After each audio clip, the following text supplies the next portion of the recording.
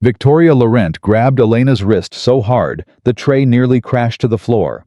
Right in the middle of her own engagement party in front of 50 of New York's most powerful people. She leaned into the maid's face and whispered something nobody was supposed to hear. "Any last wish before you disappear from this house?" Elena didn't scream. She didn't cry. She just stood there, heart pounding, and took it. And from across the room, Adrian Valenti heard every single word. If this story already has your heart, subscribe to our channel, hit that notification bell, and drop a comment telling us what city you're watching from. I want to see how far this story travels. Now let's begin. The tray was heavy. Elena Marquez had been carrying heavy things her entire life, so that part didn't bother her.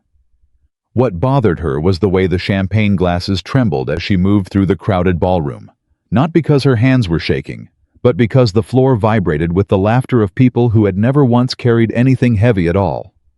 She kept her eyes down. That was the rule she had learned in 5 years of working inside the Valenti mansion. Eyes down. Movements quiet.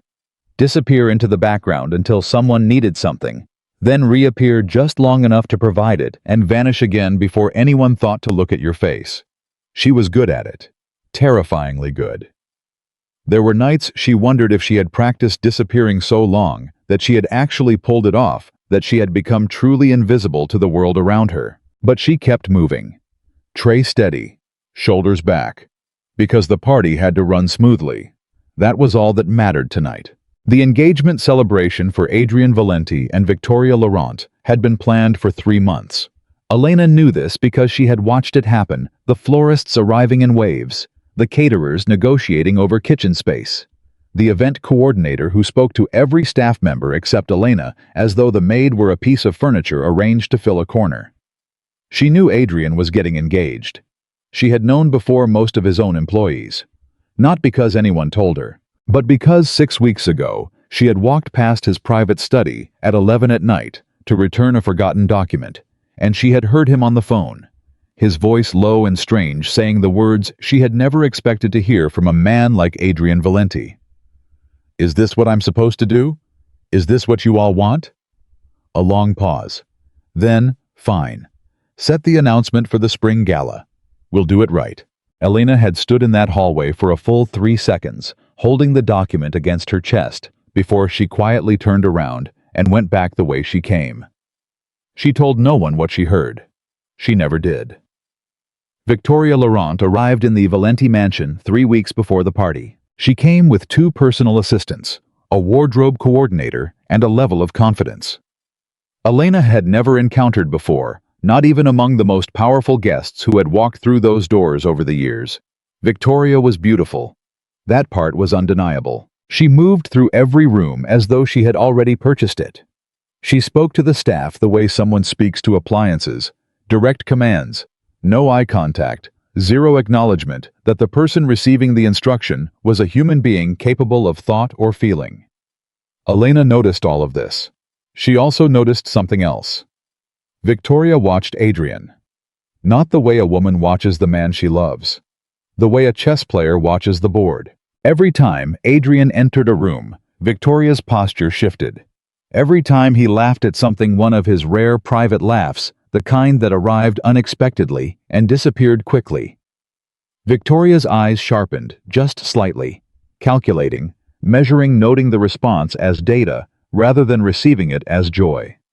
Elena saw it, and then she put it down, because it wasn't her place to have opinions.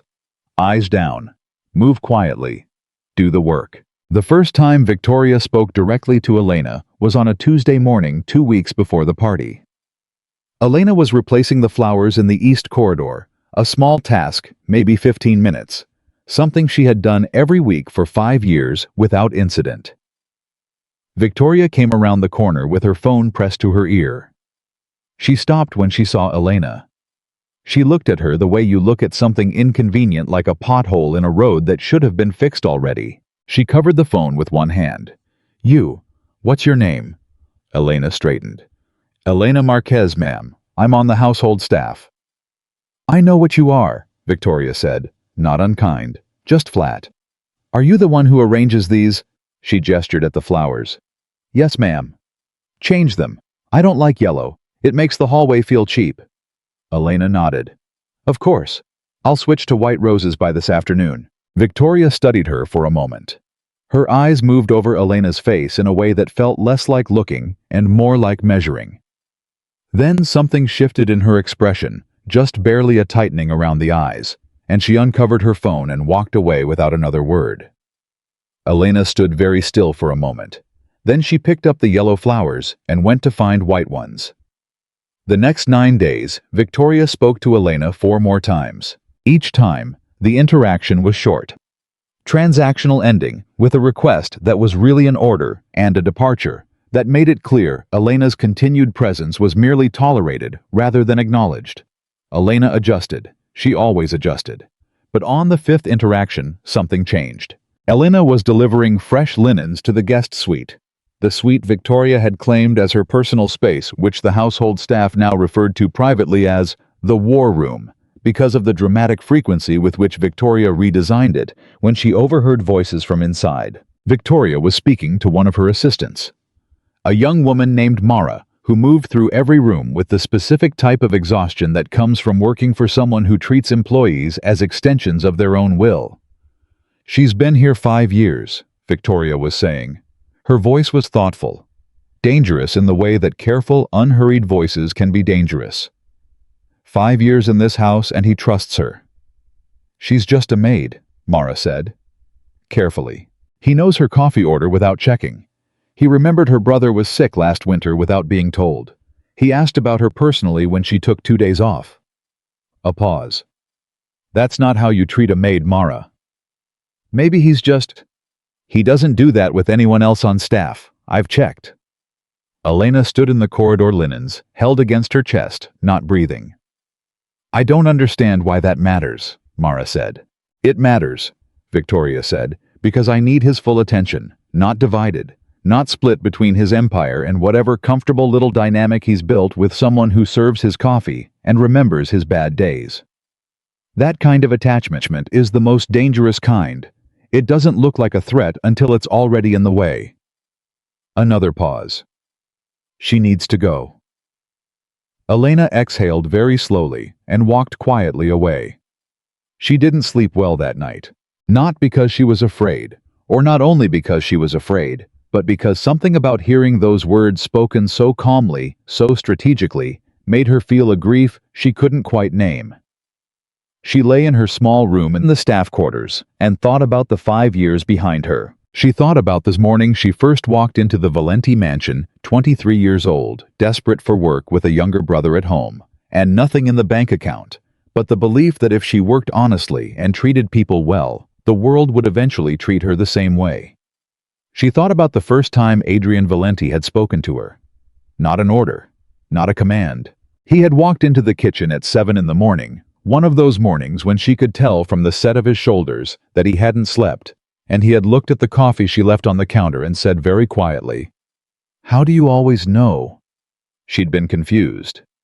"Sir, I don't tell anyone when I've had a bad night, but you always leave the coffee exactly when I need it." He picked up the mug. "How do you know?"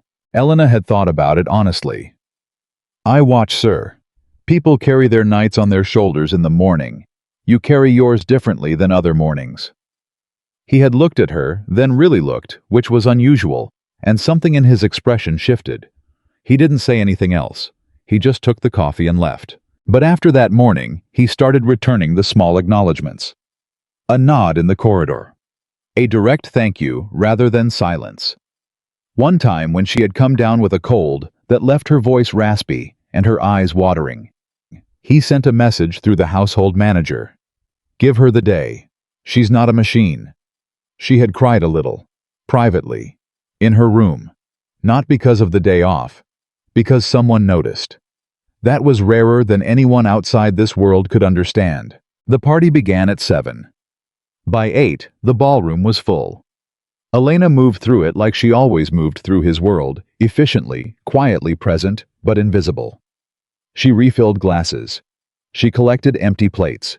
She guided newer staff members who were nervous and close to dropping things, steadying them with a quiet word or a hand on an elbow.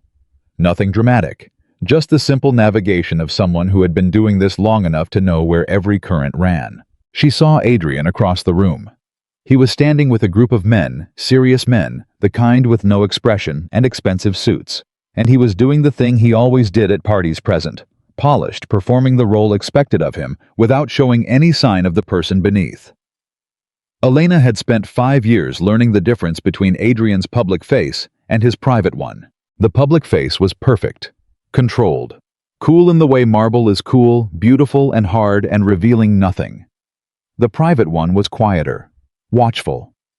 Sometimes in unguarded moments, almost unbearably tired. She looked away before he could notice her watching. Victoria found her at 9:15. Elena was near the side table rearranging a display of appetizers that had been picked through unevenly restoring order to something small and manageable. She felt Victoria before she saw her. A sudden stillness in the people nearby. A shift in the air, she turned. Victoria was standing 4 feet away, champagne glass in hand, wearing a gown that probably cost more than Elena made in a year. She was smiling that smooth, practiced smile that sat on her face like a mask sewn from the right fabric. Behind her, 2 of her friends. Women with the same practiced confidence, the same careful eyes. "Elena," Victoria said, pleasantly. Elena straightened. "Ms. Laurent, can I get you something?" "Actually," Victoria said, tilting her head slightly. "I'm the one who's going to be giving you something tonight." The pleasant smile didn't waver. Something tightened in Elena's chest. "I'm sorry." Victoria stepped closer. Not aggressive, deliberate. "I've been thinking about household changes," she said loud enough that the nearby guests could hear without it sounding like a public address. "Once Adrian and I are married, I'll naturally be overseeing the staff arrangements. It's important that the house reflects our combined household, don't you think?" Elena said nothing. "Some adjustments will need to be made. Some positions will look different. Some positions," and here, Victoria's smile sharpened by exactly 1 degree, "may no longer be necessary." One of Victoria's friends laughed softly. Not cruelly, just carelessly. The way people laugh when the discomfort isn't theirs. Elena kept her face neutral. "Of course, ma'am. Those decisions would be entirely yours and Mr. Valenti's to make." "Oh, they will be," Victoria agreed. Then she reached past Elena toward the appetizer display. A deliberate movement, too close, too sudden, and her champagne glass caught the edge of the tray. The glass didn't shatter. But champagne splashed cold, pale-smelling sharply of expense directly onto the front of Victoria's gown. The room went quiet in the specific way that rooms go quiet when something has just become a scene. Victoria looked down at her gown. Then she looked up at Elena. And the pleasant smile was gone. "Look what you've done!" Elena's breath stopped. "Ms. Laurent, I didn't—" "You clumsy, careless," Victoria's voice was still controlled, still measured. But beneath the control was something cold and deliberate. "Do you have any idea what this gown costs? Do you have any concept of the kind of event you've just disrupted?" "I'm sorry I didn't touch. Of course you didn't mean to." Victoria said it the way you'd speak to a child who has just broken something and is offering an excuse. That's always the way, isn't it? People like you never mean to do anything. You just do it, and the rest of us deal with the consequences. The words hit the room like stones dropped into still water. People like you. Elena heard the silence that followed, felt the weight of 50 pairs of eyes. She lowered her head. "I'm sorry, ma'am."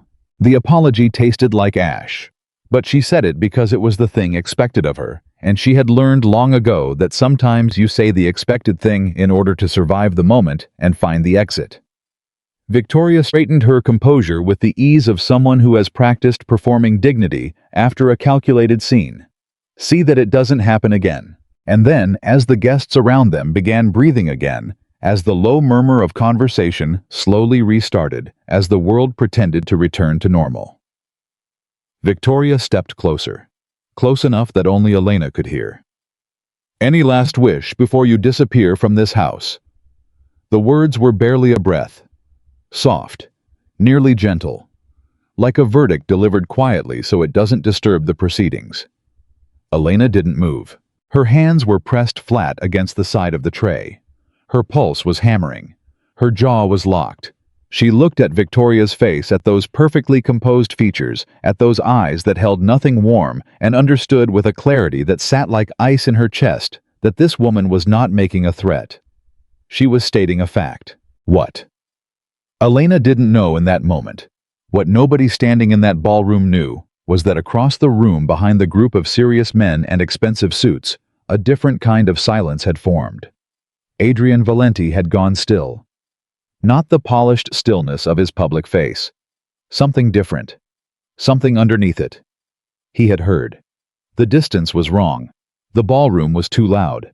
Victoria had kept her voice low. But Adrian's ears had been trained in environments where missing a whisper could cost a life, and he had caught it.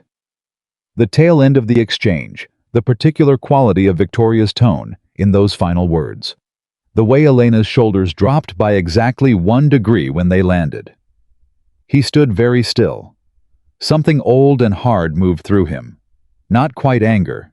Not yet. He watched Elena straighten her shoulders again, slowly, deliberately, the way a person straightens when they refuse to let pain make them fold. And he watched her pick up the tray and move quietly toward the kitchen as though nothing had happened. He watched her disappear. And for the first time in 5 years, Adrian Valenti noticed the woman who had been standing in his house this whole time. Really noticed her. Not as furniture, not as a function, not as a name on a household roster, as a person who had just been publicly humiliated in his home by his fiancée at his party, and who had absorbed it without making a single sound. The kitchen was empty when Elena pushed through the door. The other staff members were all still in the ballroom, cycling through their duties. She had 30 seconds, maybe 45, before someone came in for a refill order. She set the tray down. Her hands were shaking. She hadn't noticed until they were on the counter. She pressed them flat against the cold surface and breathed. In. Out. She was not going to cry. She had decided years ago that she would not allow cruelty to produce tears from her, not because tears were weakness, but because she refused to give cruelty the satisfaction of proof. Cruelty wanted to see the wound it made. She would not show it. In. Out. She thought about her brother, Daniel. 20 years old now, studying on a scholarship she had worked 3 extra jobs to help him secure. She thought about his phone call last week, excited, breathless, talking about a professor who had told him his research was exceptional. She thought about why she was here, what it was for. She thought about whether it was still worth it. That was the question she was genuinely, honestly asking herself when the kitchen door opened. She expected a coworker. She turned to find Marcus, Adrian's head of security. A large man who spoke rarely and watched everything. He had always treated Elena with professional neutrality, not warmth, but not cruelty either. The kind of decency that costs nothing and is therefore given freely. He looked at her face. His expression changed very slightly. "Mr. Valenti would like a word," he said. "When you have a moment." Elena stared at him. "Now," he said, "when you're ready, no rush." Marcus paused. His words. She looked at her hands, still flat on the counter. She lifted them. "Give me 2 minutes," she said. Marcus nodded and left. Elena turned to the small window above the sink. She looked at the glass. She looked at her own reflection, pale, composed, tired in the way people get tired when they carry things for too long without setting them down. "Any last wish," she said to herself. Then she straightened her uniform, fixed her hair, and went to find out what the man who had heard everything wanted to say. Adrian was in the side corridor off the main hall, away from the ballroom. Not his study, not a formal space, just the corridor. He was standing with his hands in his jacket pockets, and when Elena came around the corner, he looked at her directly, the way he rarely looked at people, without the professional distance, without the social architecture he normally used to manage interactions. Just looked at her. "Are you all right?" he said. Elena blinked. Of all the things, she had prepared herself to hear an apology on Victoria's behalf, a clinical discussion of the incident, a polite reassurance that her position was secure. Despite appearances, she had not prepared herself for those 3 words in that specific order. "I'm fine, sir," she said automatically. "I didn't ask if you were fine." His voice was quiet, level. "I asked if you were all right." The distinction hit her somewhere precise. She was quiet for a moment. "No," she said finally. "Not entirely." He nodded, not surprised, just receiving. "I heard what she said to you." Elena held her breath. "The last part," he clarified. "The quiet part." The blood in her face changed temperature. "Mr. Valenti." "Don't apologize," he said. "Please, don't apologize for what just happened to you." That instruction, gentle, firm, wrapped around something that sounded uncomfortably close to regret, silenced her completely. He looked at the floor for a moment, then back at her. "How long have you worked in this house, Elena?" "Elena, 5 years, sir." "5 years." He said that as though the number meant something. "And in 5 years, I've received exactly 0 complaints about you. I've had 3 staff members tell me at different times, and without any coordination, that you were the most reliable person in this building. I had my household manager tell me last winter that when 2 other staff members were dealing with personal crises, you took their responsibilities without being asked and without telling anyone." Elena stared at him. "I didn't know you were aware of that." "I wasn't," he said. "Not until I made it my business to find out." His jaw tightened slightly. "I should have made it my business sooner." The corridor was quiet. From somewhere distant, the party continued laughter, and music filtered through walls entirely separate from this conversation, from this strange small pocket of honesty in the middle of a performed evening. Elena didn't know what to say, so she said the thing she was actually thinking. "Why are you telling me this now?" He looked at her. "Because someone just treated you like you were disposable in my house in front of my guests." A beat. "And I want you to know that that is not a correct description of what you are." Elena felt something crack open in her chest. Carefully. Just slightly. She had not expected kindness tonight. She had not expected to be seen. She pressed her lips together and nodded precisely once, controlled, not giving the crack room to widen. "Thank you, sir." He nodded back. "Go get something to eat," he said. "The kitchen made extra." She almost smiled. She didn't, but almost. She turned to go back toward the kitchen. "Elena?" She stopped. "If anything like that happens again," Adrian said, "you come directly to me. Not to the household manager. Not to Marcus. Me. Understood?" She turned back to look at him. His expression was even. Serious. She had worked beside this man for 5 years, and had seen him negotiate deals that moved millions of dollars, had watched him hold rooms full of powerful people in controlled silence, with nothing but the weight of his presence, had observed the way everyone treated his requests as though they were laws of physics rather than preferences.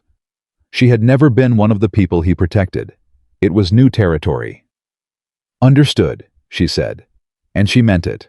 She didn't know that Victoria had watched them from the far end of the corridor. She didn't know that Victoria had seen the exchange, not heard it, but seen it. Adrian's posture, his directness, the absence of the professional distance he normally kept from staff, the particular way he had looked at Elena when she answered him.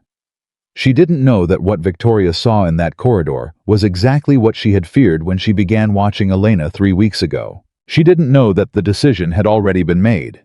She went back to work. The party ended at midnight. Guests filed out in waves. Cars appeared and disappeared from the long drive. The ballroom emptied slowly, leaving behind the beautiful wreckage of a successful event. Half-empty glasses, discarded napkins, flower arrangements beginning to loosen. Elena supervised the cleanup with 3 other staff members. She assigned sections, managed the schedule, made sure the younger workers knew which materials went where and how to handle the crystal without casualties.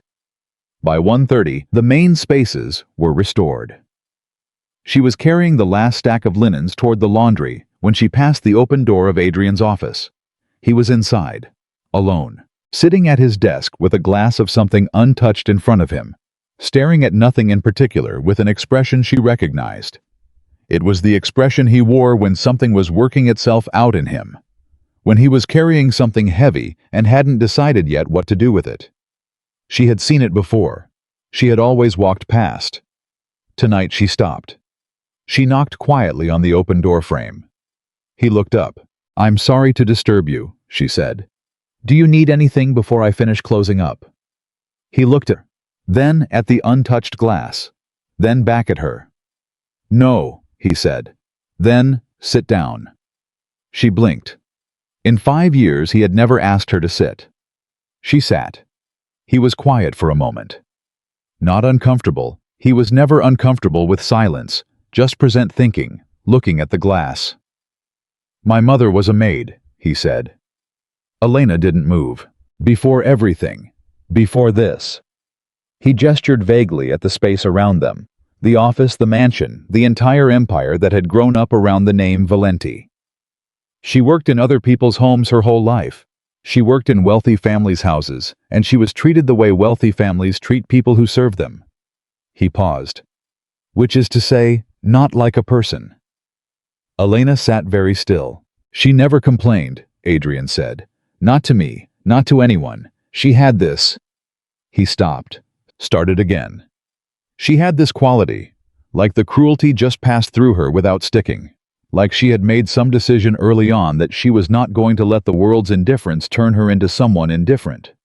He was quiet for a moment. "I spent the first 30 years of my life building something so powerful that no one would ever be able to treat me like that." His voice was entirely flat. Not emotional, just factual, the way people are factual when they've made peace with a truth that still has teeth.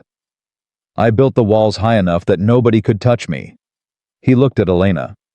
"And somewhere in the process," he said, "I forgot what I built them to protect." Elena looked at him across the desk at this man. Everyone in the city feared who moved through the world wrapped in power like armor, and she saw very clearly the boy beneath the architecture. "She would have been proud of you," Elena said. He looked up sharply, not offended, just surprised. She held his gaze. "Not for what you built," she said. "For what you were tonight, in the corridor." A pause. She would have recognized it. Something moved across his face. Something old. He looked back at this glass. "Go home, Elena," he said quietly. "Get some rest." She stood. "Good night, Mr. Valenti." She was at the door when he spoke again.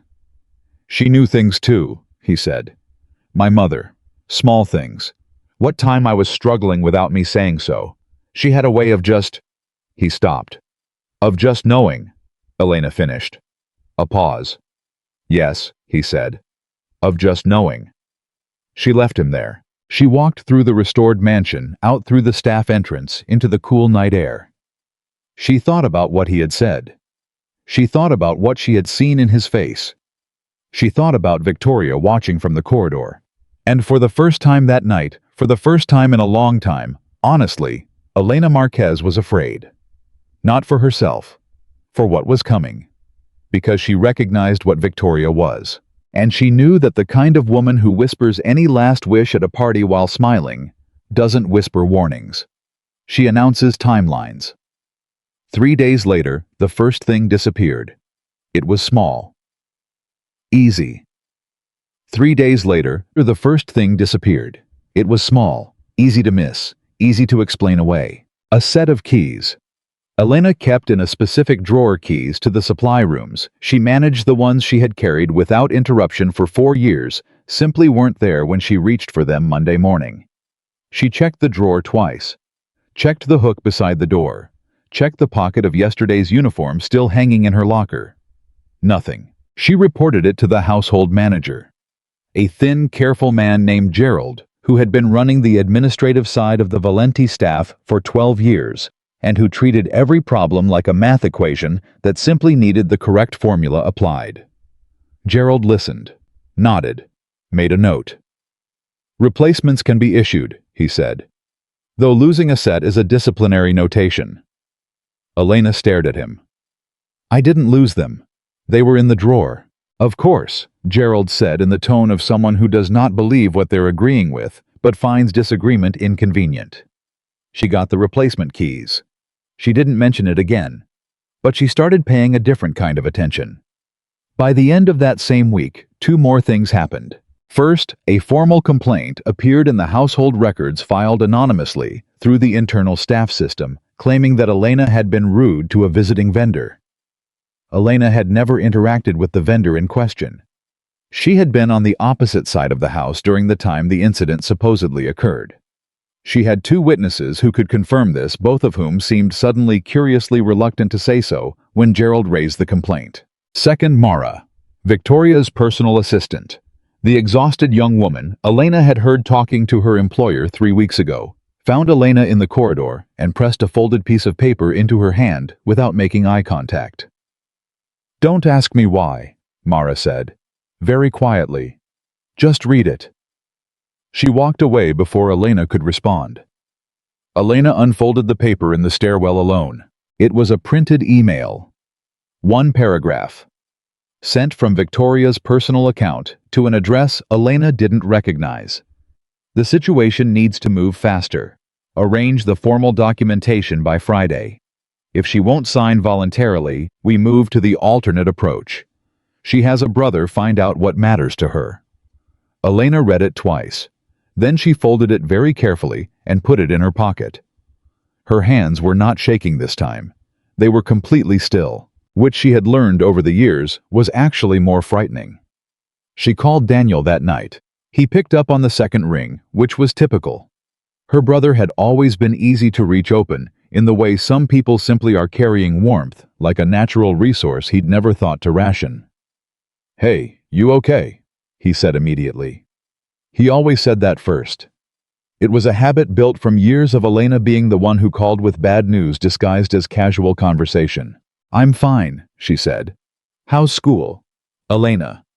"How's school, Daniel?" A pause. She could hear him deciding whether to push. "It's good," he said finally.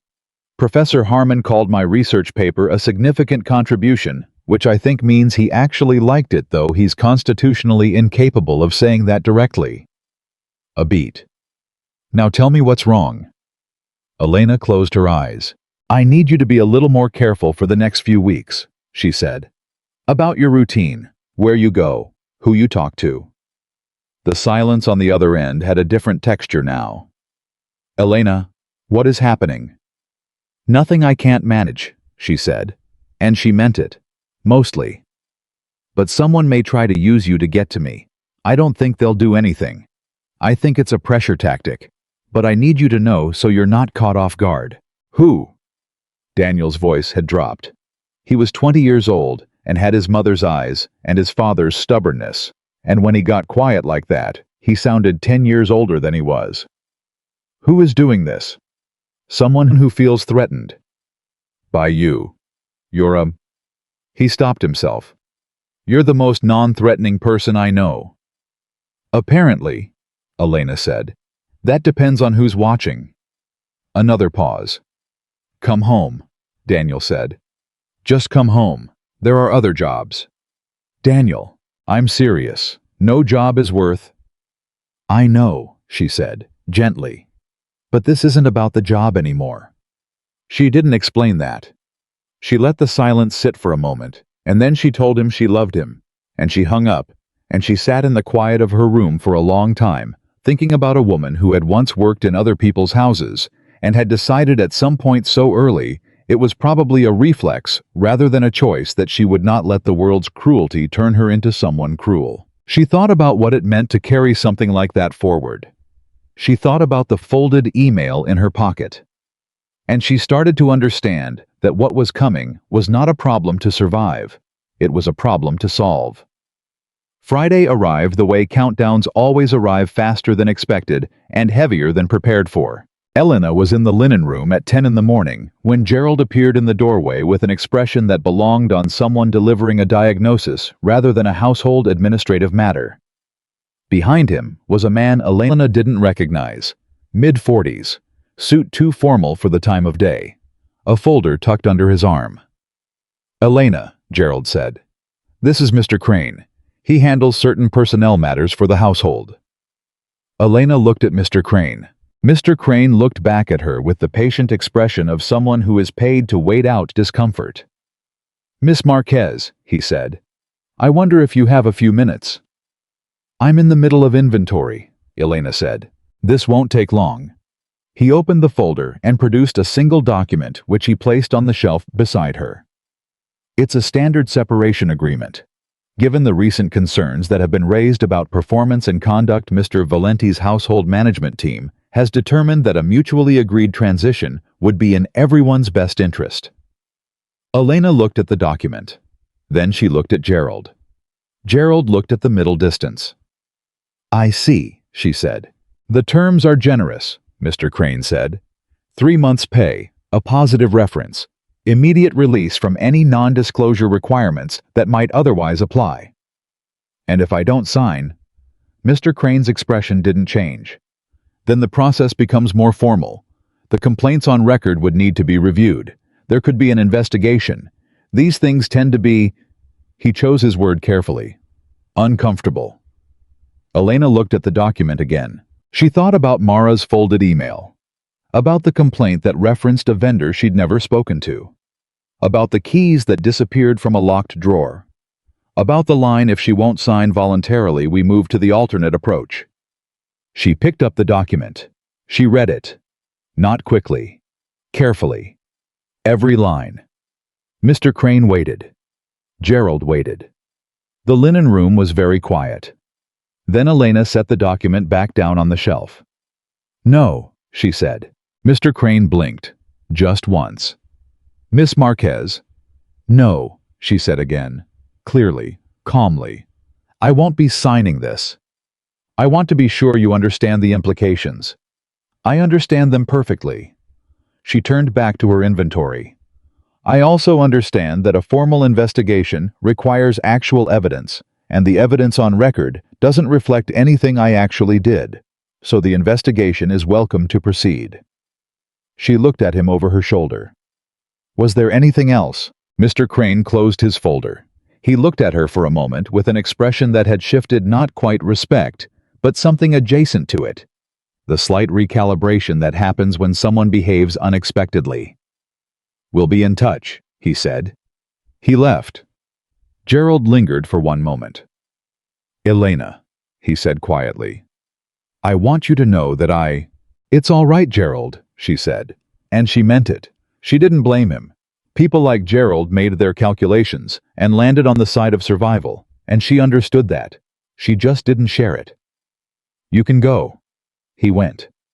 She stood alone in the linen room with her hands on the inventory clipboard and her heart hammering so hard she was certain it was audible, and she breathed in and out and refused with every ounce of will she had to be afraid of what she had just done. She found Mara that afternoon. The young assistant was in the East Corridor, phone in hand, moving quickly in the direction of Victoria's suite. When she saw Elena, she stopped like someone who has just stepped on something unexpected. I got your note, Elena said. Mara looked around, quickly, left right behind her. I can't talk here, she said. 5 minutes, Elena said. That's all, somewhere private. Mara looked at her. Something worked itself out behind her eyes, a calculation not unlike the one Gerald had made, except that Mara arrived at a different answer. Service stairwell, she said. 3 minutes. She walked away. Elena followed 2 minutes later. The stairwell was narrow and cold, and smelled faintly of cleaning solution. Mara was already there, arms crossed, looking like someone who has decided to do something they know may cost them, and has chosen to do it anyway. She's going to have you removed before the end of the month, Mara said. No preamble. She's already spoken to Gerald and to 2 members of the household board. She has a narrative-built performance concerns a pattern of behavior. The anonymous complaint was just the first piece. There will be more. Where does the narrative come from? Elena asked. She creates it, Mara said. She's very good at it. She's done it before. A pause. At her family's company, there were 3 people, a financial analyst, an executive assistant, and a board member, who asked the wrong questions, who all separated from the company under circumstances that looked perfectly procedural from the outside. Elena went still. What happened to them? Mara's expression tightened. The analyst found another job eventually. The assistant didn't. The board member. She stopped. That one, I don't know the full story. I just know he's not there anymore, and nobody talks about why. The stairwell felt colder. Why are you telling me this? Elena asked. You work for her. Mara's jaw tightened. I work for a paycheck, she said. Those are different things. She looked at the floor. I've been working for Victoria Laurent for 2 years. I have watched her dismantle 4 people for the specific crime of being inconveniently human in her vicinity. Her voice was very controlled. I am telling you because you are the first person I've seen refuse to sign, and I don't want to watch what comes next without having tried. Elena looked at her. The email you gave me, she said. Did she know you took it? No. Are you safe? Mara blinked, clearly not expecting that question. I think so. She doesn't suspect me. If that changes, Elena said, I need you to tell me. Mara stared at her. You're the one being targeted. And you're the one taking risks to help me, Elena said. That matters. Don't disappear on me. Something shifted in Mara's face. Very slightly. Like a thread pulled taut that had just been given a millimeter of slack. Okay, she said. Okay, Elena agreed. They stood in the cold stairwell for one more moment, 2 women on opposite sides of a powerful woman's world, meeting in the middle of it, choosing something other than compliance. Then they went back to work. That evening, Elena made a decision. She had turned it over for hours in the rhythm of her duties. During the quiet dinner, she ate alone in the staff kitchen in the long stretch of the night when sleep wouldn't come, and she had arrived finally at the same place she always arrived when everything else was stripped away. She could not fix this alone. She didn't want to go to Adrian. That was the honest truth, and she held it plainly. She didn't want to walk into his office and tell him that his fiancée was running a quiet campaign to remove her, because the moment she did that, she became something she had never been in this house, a complication. A problem between him and the woman he was marrying. A staff member creating difficulty in his personal life. She didn't want to be that. She had spent 5 years being something else. Something steady and reliable and uncomplicated. And she understood the value of that. The way she understood the value of most things nobody else thought to notice. But she also had the email. And she had Mara's testimony. And she had the document she had refused to sign. And she had. And this was the thing she kept returning to, the fact that sat heaviest, the conversation in the corridor 3 nights ago, when a man she had worked beside for 5 years had looked at her directly and said, "You are not disposable," in the plainest language she had ever heard from someone with the power to mean it. She thought about what he'd said about his mother. She thought about the untouched glass of something on his desk. She thought about the expression he'd worn when she told him his mother would have been proud. She thought about whether she was reading it correctly, or whether she was reading it the way people read things when they are desperate for there to be something true in a situation that is otherwise tilting toward very bad. She didn't know.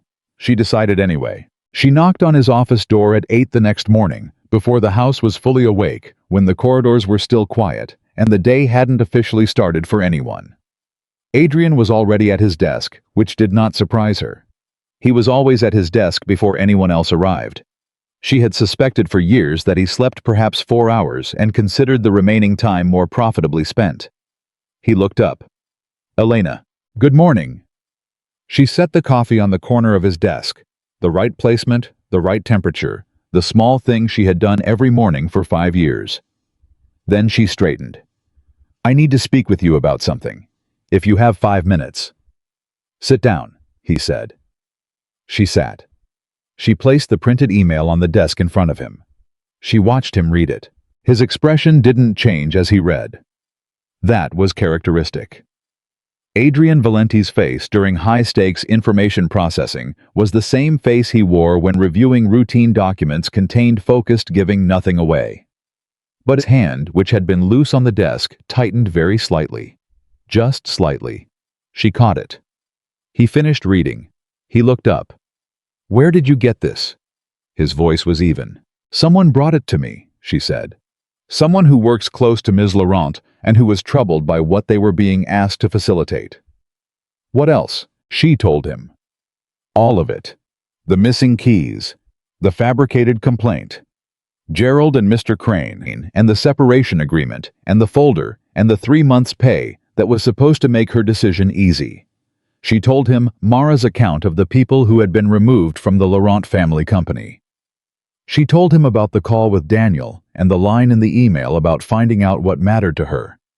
She told him everything, and she told him precisely without drama, without tears, without the self-diminishing qualifications she might have inserted in a different version of herself. The apologetic filler language that women in her position often used when addressing powerful men, the reflexive softening of fact into suggestion. She spoke in plain, direct sentences. When she finished, the office was very quiet. Adrian sat with the email in front of him and looked at it for a moment longer. "You refused to sign the agreement," he said. "Yes." "Why?" She held his gaze. "Because it described conduct I hadn't engaged in.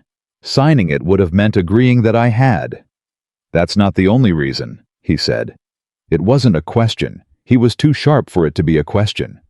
She was quiet for a moment. "No," she said. "The other reason is that I've spent 5 years in this house building a record I'm proud of. I wasn't going to let someone take it and use it as wrapping paper for a lie." Something moved in his face. Not the tightening this time. Something that opened slightly. "You should have come to me sooner," he said. "I know," she said. "I didn't want to be a problem you had to manage." "You're not a problem," he said. "You're—" He stopped. He seemed to be making a decision about how to finish that sentence. He settled on something careful and direct, which was, she thought, very him. "You're someone I should have been paying closer attention to." She didn't answer that. She didn't know how. He stood.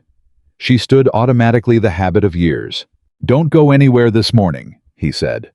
"Don't interact with Gerald or anyone from the administrative side until I've made some inquiries." "And Ms. Laurent?" A pause. Very brief. "Leave her to me." He said it without heat, without drama. In the same tone you'd use for any logistical task being sorted. Which was somehow more frightening than anger would have been. She didn't know what happened next precisely because she wasn't in the room. She was doing her rounds. Maintaining the appearance of normalcy, the way you maintain a calm face over a fast-beating heart, because the heart is still beating, and that's what matters. But she heard things the way she always heard things in this house. Not from deliberate eavesdropping, just from the accumulated habit of attention she had built over 5 years in the margins of other people's important conversations. She heard from one of the kitchen staff that Mr. Valenti had requested a private meeting with Gerald that lasted 45 minutes, and during which Gerald had apparently been required to produce documentation for every administrative action taken in the last 3 weeks. She heard from Marcus that Mr. Crane would not be returning to the property. She heard from Mara herself, who appeared at her side during the afternoon in the corridor, slightly breathless, eyes wide, that Adrian had gone to Victoria's suite at 11 that morning, closed the door, and that Victoria had not emerged for 2 hours afterward. "What happened?" Elena asked. "I don't know," Mara said. "I wasn't inside." But when she came out, her eyes were red. She paused. "Victoria Laurent doesn't cry. I have worked for this woman for 2 years. I have never seen her cry." Elena absorbed this. "Is she?" "She's still here," Mara said. "The engagement isn't officially—" She stopped. "I don't know where it stands. She hasn't told me anything." Elena nodded. "Are you okay?" Mara asked. It was the same question Adrian had asked her. The same 3 words. And something about hearing them from Mara, from this young woman who had taken her own risk and stood in a cold stairwell to offer it, made the crack in Elena's chest widen just a fraction more than she intended. "I will be," Elena said. Mara nodded. "I believe you," she said. And she meant it. Adrian found her at 6 that evening. She was in the garden hallway, not outside, just the long corridor that ran alongside the east garden where the light at that hour came in golden and quiet and made everything look temporarily resolved. He walked up beside her and stood for a moment without saying anything. She waited. "I owe you an apology," he said. She turned to look at him. "You have worked in this house for 5 years," he said. "And in 5 years, I have allowed the people around me to treat you as invisible, Because it was convenient for me to let them. Because it didn't cost me anything to not notice. His voice was flat self-critical in the specific way of someone not performing contrition, but actually feeling it. That was wrong. And what happened at the party was wrong. And what has been happening this week, he stopped briefly, is something that should never have gotten as far as it did. Elena looked at him. She could have deflected. She was excellent at deflecting. She had built an entire 5-year career on the skill of receiving things gracefully and making them smaller, so other people didn't have to feel too large. She didn't. "Thank you," she said, "for saying that." He looked at her. "What do you need?" he asked. "To feel secure here. What do you actually need?" She considered the question honestly. "The record corrected," she said. "The false complaint removed. Confirmation from Gerald that my position is not in question." She paused. "And for whoever else Victoria has spoken to in the administrative structure to understand that the conversation she was having about my future was not one she had the authority to have." "Done," he said, without hesitation. "All of it." She nodded. Then, because she was who she was, and because 5 years of attention to his patterns told her something else was sitting beneath the surface of this conversation. "Are you all right?" she asked. He looked at her. Something flickered. "That's usually my question," he said. "I know," she said. "How does it feel on this side of it?" A long moment. "Complicated," he said. She nodded. "Yes," she agreed. "It usually is." They stood in the golden light of the garden corridor for a moment longer. Two people on opposite sides of an enormous Gulf wealth power position. 5 years of careful professional distance, standing close enough that the gulf felt temporarily like something that could be crossed. Then Elena straightened. "I still have evening rounds," she said. "Go," he said. She went. But she was 3 steps away when he spoke again, and his voice for once had none of its usual control in it. Just the question. Just the person. "Elena." She stopped. "She said something to you at the party," he said. "Before the last thing I heard, in the ballroom, the part with the dress." A pause. "What did she say to you before the crowd gathered?" Elena was quiet for a moment. "She said, 'You people always forget your place.'" Silence. "And you apologized," he said, not accusing, just confirming. "Yes." "Why?" Elena turned slightly. "Not all the way, just enough to be partly visible." "Because sometimes," she said, "you absorb the smaller thing so you can survive to address the larger one." He was quiet for a long moment. "Don't do that anymore," he said. "Not in this house." She held that. "Okay," she said. And she meant it.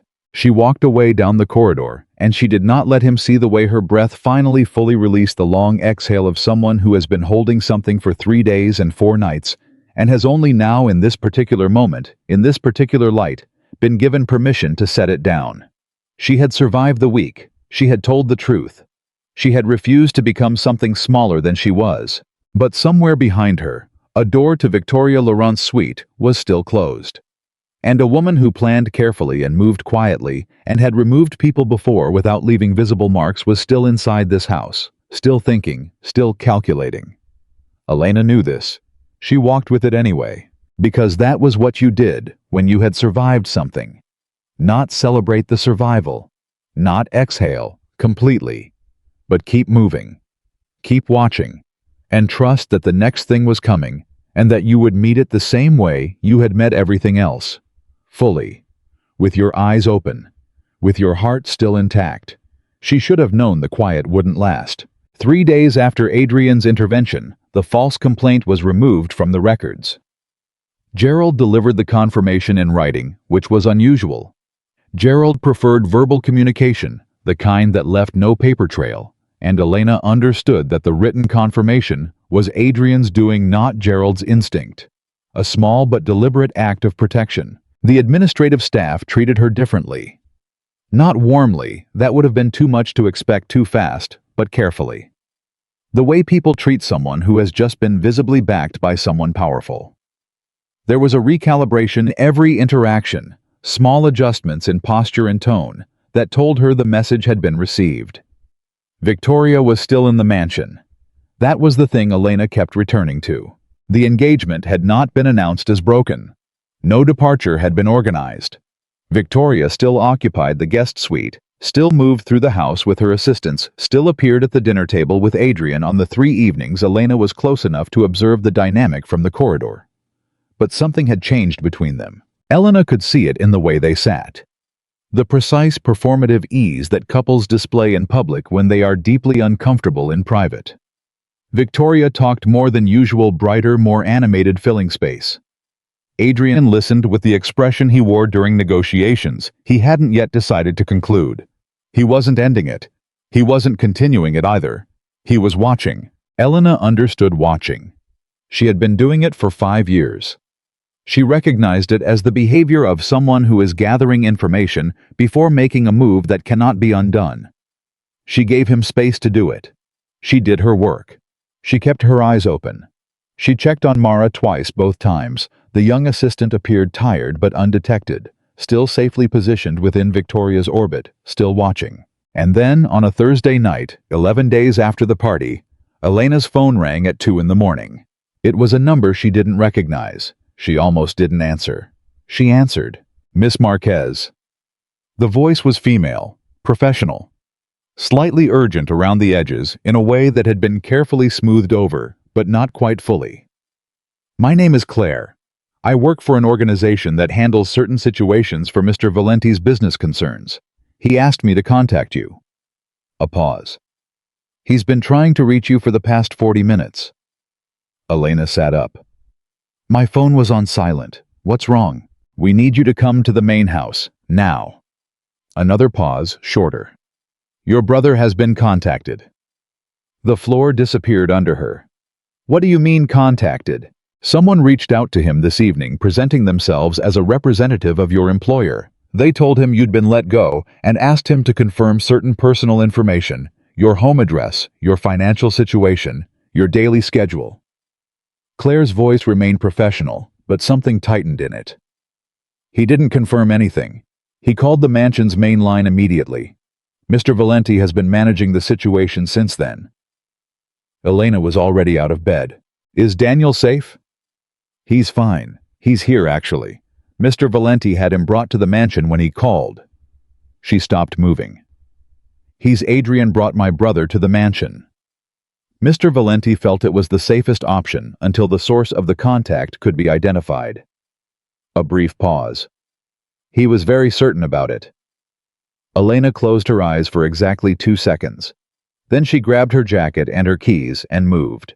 The mansion was lit differently at 2 in the morning. Not dim. Adrian kept the security lighting full, regardless of the hour, but quiet in a way it never was during the day, stripped of the ambient noise of staff and activity, until the building itself felt exposed, revealing its actual dimensions. Marcus met her at the side entrance. He looked at her face and said nothing, which was its own kind of communication. She followed him through the corridor toward the east sitting room, and before they reached it, she could hear voices, 2 of them low, the specific rhythm of 2 people engaged in a genuine conversation rather than a polite exchange. Adrian's voice, and Daniel's. She pushed the door open. They were both sitting. Daniel on the couch, leaning forward with his elbows on his knees in the posture he always used when he was engaged and slightly wired. Adrian in the chair across from him. Jacket off, sleeves pushed up, looking like a version of himself Elena had never quite seen in 5 years of proximity. Less architecture, more person. Daniel looked up when she came in, and the relief on his face was so immediate and unguarded, it made her chest hurt. Hey, he said. Hey, she said. She crossed the room and sat beside him and put her hand on his arm, and he covered it with his own, and for a moment they just stayed like that. The specific silence of siblings who have been through enough together that physical proximity communicates what words don't need to. Then she looked at Adrian. Tell me what happened, she said. He told her. Someone had called Daniel's cell at 9 that evening, using a spoofed number that appeared to be associated with the Valenti household. The caller had said there had been a personnel incident, that Elena had been released from employment, and that they were conducting a routine exit process that required verification of her contact information and current residence. Daniel had said he'd need to speak with his sister before confirming anything and ended the call. He'd immediately tried Elena's phone silent, unanswered, and then called the mansion's main line, which routed to the night security desk, which escalated to Marcus, which escalated to Adrian. Within the hour, Adrian said, "I had the call traced. The spoofed number leads back to a routing service. We're still pulling the source, but the chain leads to a private communications firm that has been used previously by..." He stopped, very briefly. "By people connected to the Laurent family." The sitting room was very quiet. Daniel looked at Elena. "This is the fiancée," he said. "Yes," Elena said. Daniel was quiet for a moment. He was 20 years old and had his sister's composure and their mother's deep dislike of injustice, and Elena watched him absorb this information with the particular stillness of someone deciding not to react before they understand the full picture. "Okay," he said finally. "What are we doing about it?" Adrian looked at him. Something in his expression shifted a fractional recalibration, the look of someone who has just been surprised by a person in the best possible way. "Right now," Adrian said, "you're staying here tonight. Tomorrow we address it." Daniel looked at Elena. Elena nodded. "Okay," Daniel said again, simply. She looked at her brother. This young man she had raised half by accident, who had become someone she genuinely respected. And she felt something she hadn't felt since the party, since the keys disappeared, since Mr. Crane arrived with his folder. She felt angry. Not the cold, contained sort of angry she had been carrying for 11 days. Something hotter and cleaner. The kind of anger that comes when someone crosses a line from threatening you to threatening someone you love, and the calculation changes completely. She found Victoria at 7 the next morning. She hadn't planned to. She hadn't consulted Adrian. She hadn't calculated the risk or constructed a strategy or given herself time to talk herself out of it. She simply turned a corner and Victoria was there in the corridor, moving toward the dining room with a coffee cup in hand and one of her assistants 2 steps behind. Victoria saw her. She didn't slow down. If anything, her pace adjusted just slightly, a fractional quickening, and her expression became the composed mask it always was when Elena was within range. "Good morning," Victoria said, passing her. "You called my brother," Elena said. Victoria stopped. She turned, slowly. The mask was still in place, but something beneath it sharpened. "I beg your pardon. Last night, someone using a number routed to a communications firm connected to your family called my brother and tried to gather information about my personal life." Elena's voice was even. She had spent the night deciding how this conversation would go, and she had decided it would go without heat, because heat was what Victoria expected and prepared for. "I know it was you." Victoria's expression was perfect. Perfectly puzzled, perfectly composed, perfectly calibrated for an audience. She glanced at her assistant, a quick flicker, barely a movement, and then back at Elena. "I have no idea what you're describing," she said. "And I'd be very careful about making accusations you can't support." "I'm not making an accusation," Elena said. "I'm telling you what I know. The distinction matters." Something flickered behind Victoria's eyes. A crack in the mask, small and fast closing, before it could be fully read. "You should speak to someone in administration if you have a concern," Victoria said. "I spoke to Mr. Valenti last night," Elena said. "He's tracing the call." The mask held, barely. "Good morning, Elena," Victoria said and turned away. Elena watched her go. Her hands were completely still at her sides. Her heart was hammering, but her hands were still. Adrian called her to his office at 9. She went expecting a progress report, a strategy, some version of the professional contained approach he had been applying to this situation since she first placed the email on his desk. What she found was something different. He was standing, not sitting. That was the first signal. Adrian sat during conversations when he was in control of them, stood when something was working in him that he hadn't finished processing. Marcus was in the room, also standing by the door. "Sit down," Adrian said. She sat. "Victoria is leaving the property today," he said. Elena didn't react externally. Internally, something shifted, a tectonic kind of movement, the sensation of something large settling. "The engagement," she said, "is over." He said it without visible emotion. Not flatly, just directly, the way you'd state any significant fact. "I've been reviewing information for the past 10 days. What you brought me was part of it. There were other things. Business arrangements that didn't hold up under scrutiny. Representations made during our courtship that turned out to be strategically constructed." He paused. "I don't make a habit of continuing arrangements based on false premises." Elena looked at him. "I'm sorry," she said. "I know that's not easy." He looked back at her. "It's cleaner than it would have been later," he said. Not dismissive, just precise. The truth of it. "What about the call to Daniel?" "The trace is complete. The communications firm has been given notice that any further involvement with matters relating to this property or its staff will result in legal action. The firm has already communicated that to their client." A pause. "Victoria knows we have the chain. Is she going to?" "She's not going to do anything," Adrian said. Quiet. Certain. "I've made the terms of today's departure very clear." Elena absorbed this. "You're protecting me," she said. Not accusingly, just naming the thing accurately. He met her eyes. "I'm correcting a situation that should not have been allowed to develop in the first place." "That's the same thing." Something in his expression shifted. Not the mask she was used to, not the public face or the private one.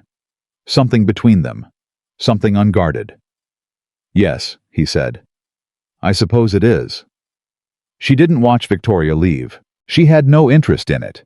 She had understood somewhere in the past 2 weeks that the version of this story, where she stood at a window watching her enemy's departure, was not the version she was living. That was somebody else's narrative. A different kind of satisfaction. What she wanted was simpler and harder to name. She wanted the house to go back to being the thing it had been before the party, before the champagne, before any last wish, and she was beginning to understand that it couldn't go back because it had become something else. She was still thinking about this when Mara found her in the afternoon. The young assistant looked different. Not lighter exactly. Lighter wasn't quite the word, but as if some chronic weight had been shifted from one position to another, redistributed in a way that allowed her to stand differently. "She's gone," Mara said. "I know," Elena said. "I've been released from her employment as of today." Mara held a small envelope. "Mr. Valenti's office offered me a temporary position through the end of the month while I find something else." She looked at it. "I didn't expect that." "He pays attention to people," Elena said.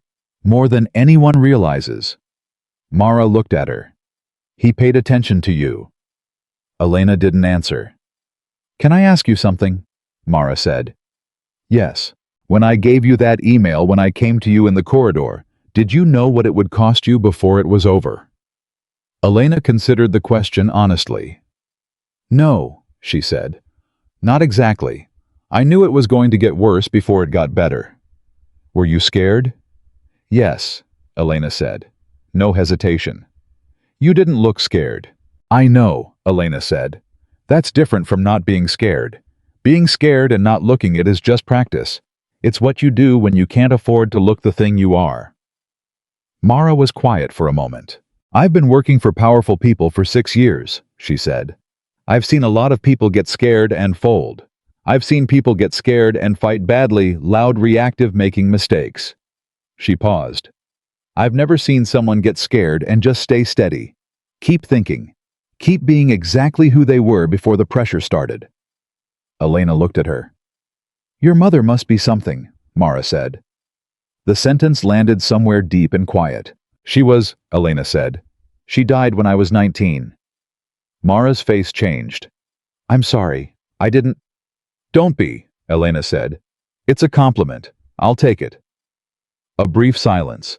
Then Mara smiled, a real one, tired at the edges, but genuine.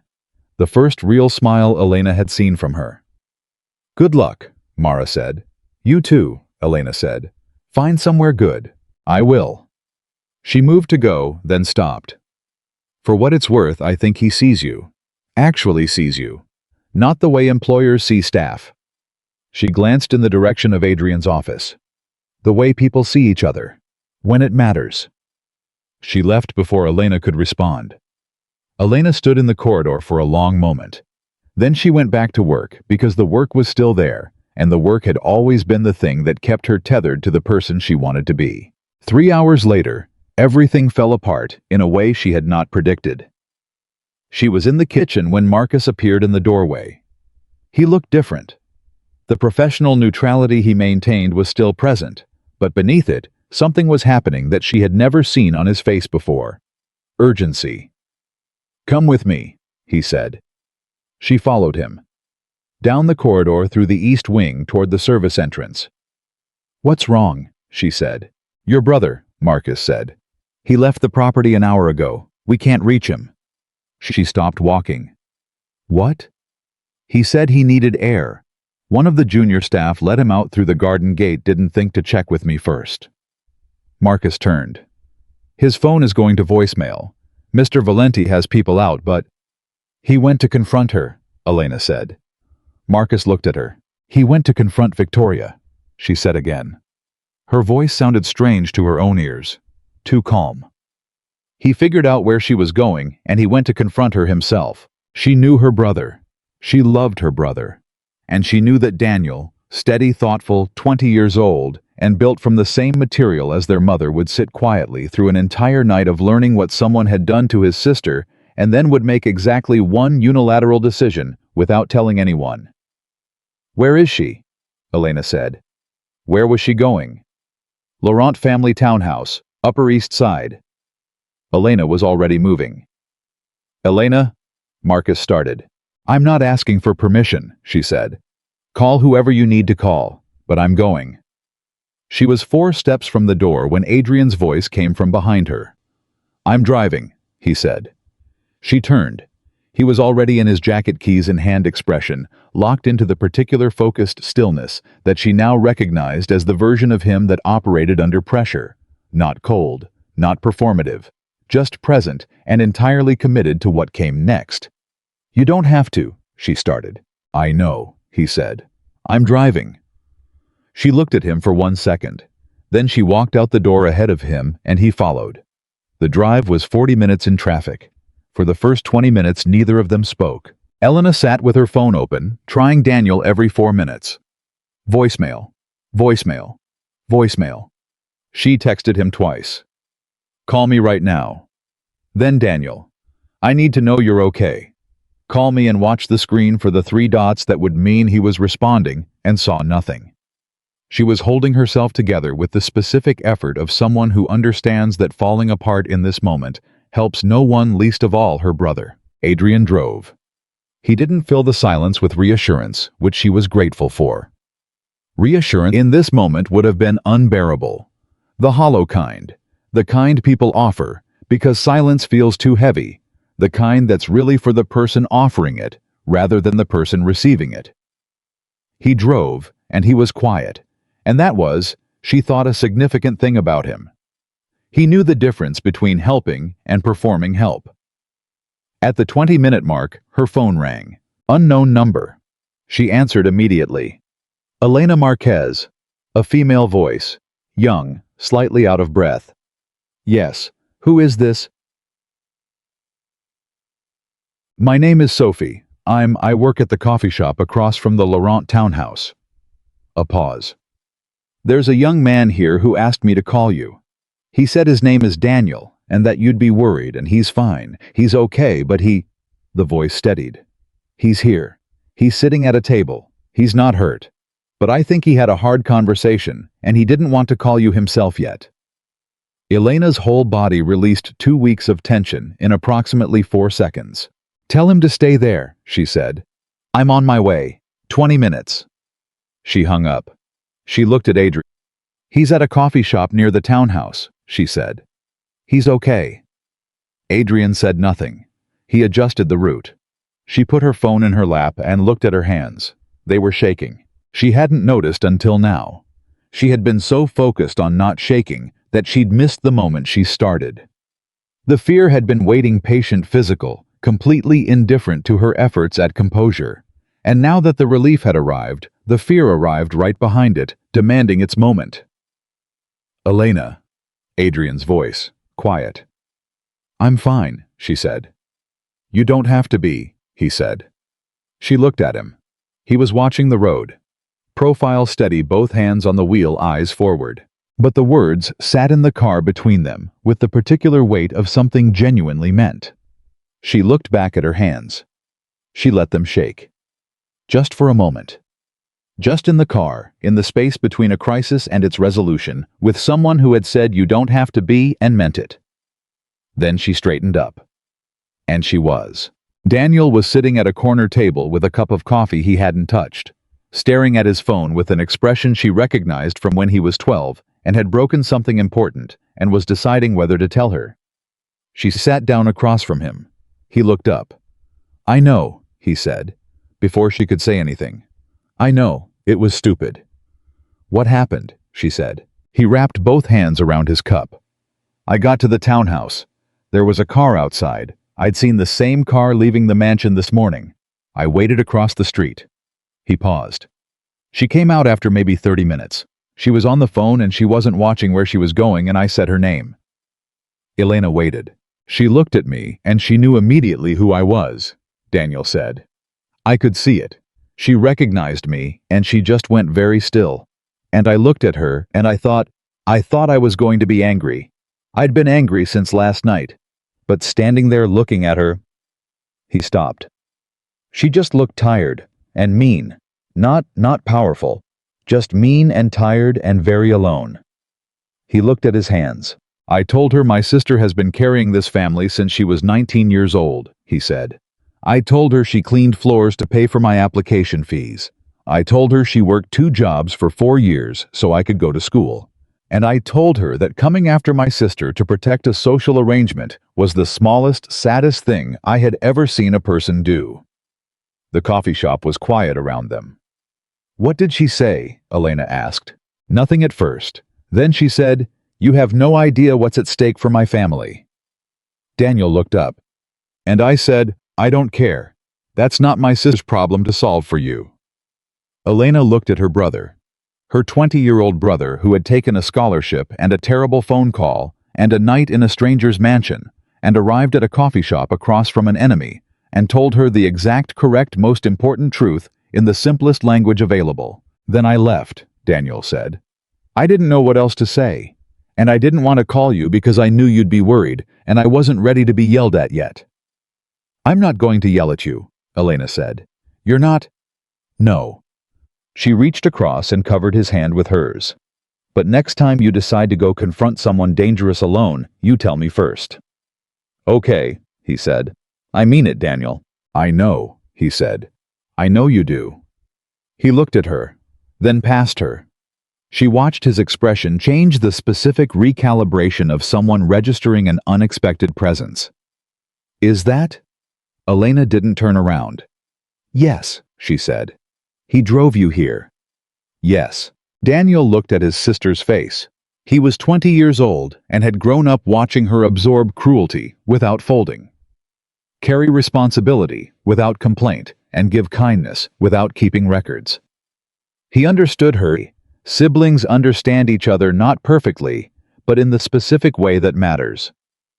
He looked at the man standing just inside the coffee shop door waiting. He looked back at Elena. "Okay," he said quietly. "I see." "Daniel, I'm just saying I see," he said. "That's all." He picked up his coffee. "Should we go?" She looked at her brother. She looked at the untouched coffee in his hand. She thought about a 20-year-old boy standing across from a powerful woman and telling her the truth, because his sister had taught him without ever explicitly teaching it that the truth was always worth the cost. She thought about how far they had both come from the apartment where their mother died and left them with nothing but each other and the habit of kindness. "Yeah," she said. "Let's go." She stood up. She turned around. Adrian was watching her from the door with an expression she didn't have a word for. Not professional, not guarded, not the public face or the private one she had come to know in 5 years of careful proximity. Something else, something that was. She thought closer to the truth of him than either of those versions. She walked toward him, and behind her she heard Daniel push back his chair and follow. Part 4. The Price of Being Seen. The drive back to the mansion was different from the drive out. On the way out, the car had been full of the specific tension of people moving toward something unknown and dangerous. On the way back, it was quieter, not relaxed, not fully resolved, but different in the way that comes after the worst possibility fails to materialize, and you're left holding the adrenaline with nowhere useful to put it. Daniel sat in the back seat and fell asleep within 15 minutes, which was so entirely characteristic of him that Elena felt something loosen in her chest. Her brother had always been able to sleep through the aftermath of hard things. She had always envied it. She sat in the front watching the city move past the window and said nothing for a long time. Adrian said nothing either. This was the thing about him she had cataloged over 5 years without ever naming it directly. He had the rarest of social skills, the one almost nobody actually possessed, despite claiming he could be present with another person without requiring that presence to be performed. He didn't fill silence with noise. He didn't manage discomfort by talking over it. He simply occupied the same space and let the space be what it was. It was, she thought, probably what made him formidable in negotiation. It was definitely what made him difficult to protect yourself against. "Can I ask you something?" she said, quietly so as not to wake Daniel. "Yes," Adrian said. "The engagement. When did you know it was wrong?" He was quiet for a moment, not avoiding, just thinking. She had learned the difference. "Before it was announced," he said. "I think I knew before I agreed to it. But there were pressures, business pressures. The alliance made sense on paper." He paused. "I told myself that was enough. And then I stood in my own ballroom and heard a woman who was supposed to become my wife tell a member of my staff she had a last wish." Something in his voice, not quite anger past anger on the other side of it. "And I realized what I had agreed to call enough." Elena looked at the road ahead. "I'm sorry," she said, "for my part in it." He glanced at her. "Your part." The conversation became about me. "Your engagement fell apart around a dispute involving your maid. That's not—" "Stop," he said. Not harshly, just directly. "The engagement fell apart because the foundation was wrong. You didn't create that. You just made it impossible to keep pretending otherwise." A beat. "That's not something you need to apologize for." She looked at him. I was watching the road. "You do that," she said. "Do what?" "Correct the framing. When I try to make myself smaller than the situation requires, you correct it." He was quiet for a moment. "Someone should have been doing it sooner," he said.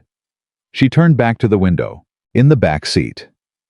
Daniel made a small sound and shifted in his sleep. She glanced at him, her brother, 20 years old, impossible and loyal, and felt the same thing she had felt in the coffee shop. A grief and gratitude so interwoven she couldn't separate the strands. "Thank you," she said, "for coming today." "You were going regardless," he said. "Yes." "Then there was never a question," he said simply. She absorbed that. She filed it in the place where she kept the things she would take out later and examine more carefully when she had time and privacy and the space to sit with something honestly instead of managing it in the middle of everything else. She looked at the road. She didn't say anything else, and somehow that was enough. The next morning arrived with the specific quality of mornings that come after crises. Clear, slightly surreal, carrying the lightness of relief and the weight of everything that still needed to be addressed. Elena woke at 5:30 from habit, made coffee, stood in the staff kitchen before anyone else was up and drank it slowly and let herself feel the shape of where things stood. Victoria was gone. The records were corrected. Daniel was sleeping in one of the guest rooms because Adrian had insisted he stay the night, and Daniel for once had not argued. And somewhere in the mansion, the man Elena had worked beside for 5 years was beginning to occupy a different position in the landscape of her understanding. Shifting from the fixed professional carefully managed thing, He had always been into something less fixed, less managed, more real, and therefore more dangerous. She recognized the danger. She sat with her coffee, and she acknowledged it plainly, and she didn't flinch from it. Because that was the other thing she had learned from her mother. The thing that was harder than surviving cruelty or carrying responsibility or refusing to become something small when the world made smallness convenient. The hardest thing was letting something be real without immediately building walls around it. She was working on it. She finished the coffee. She started her rounds.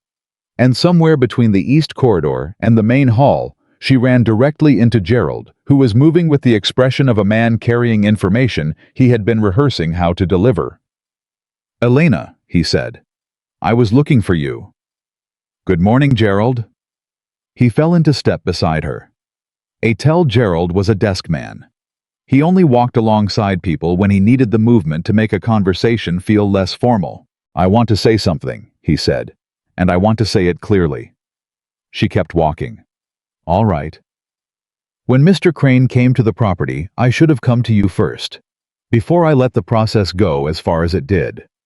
He paused. "That was a failure on my part, a significant one, and I'm sorry for it." She stopped walking.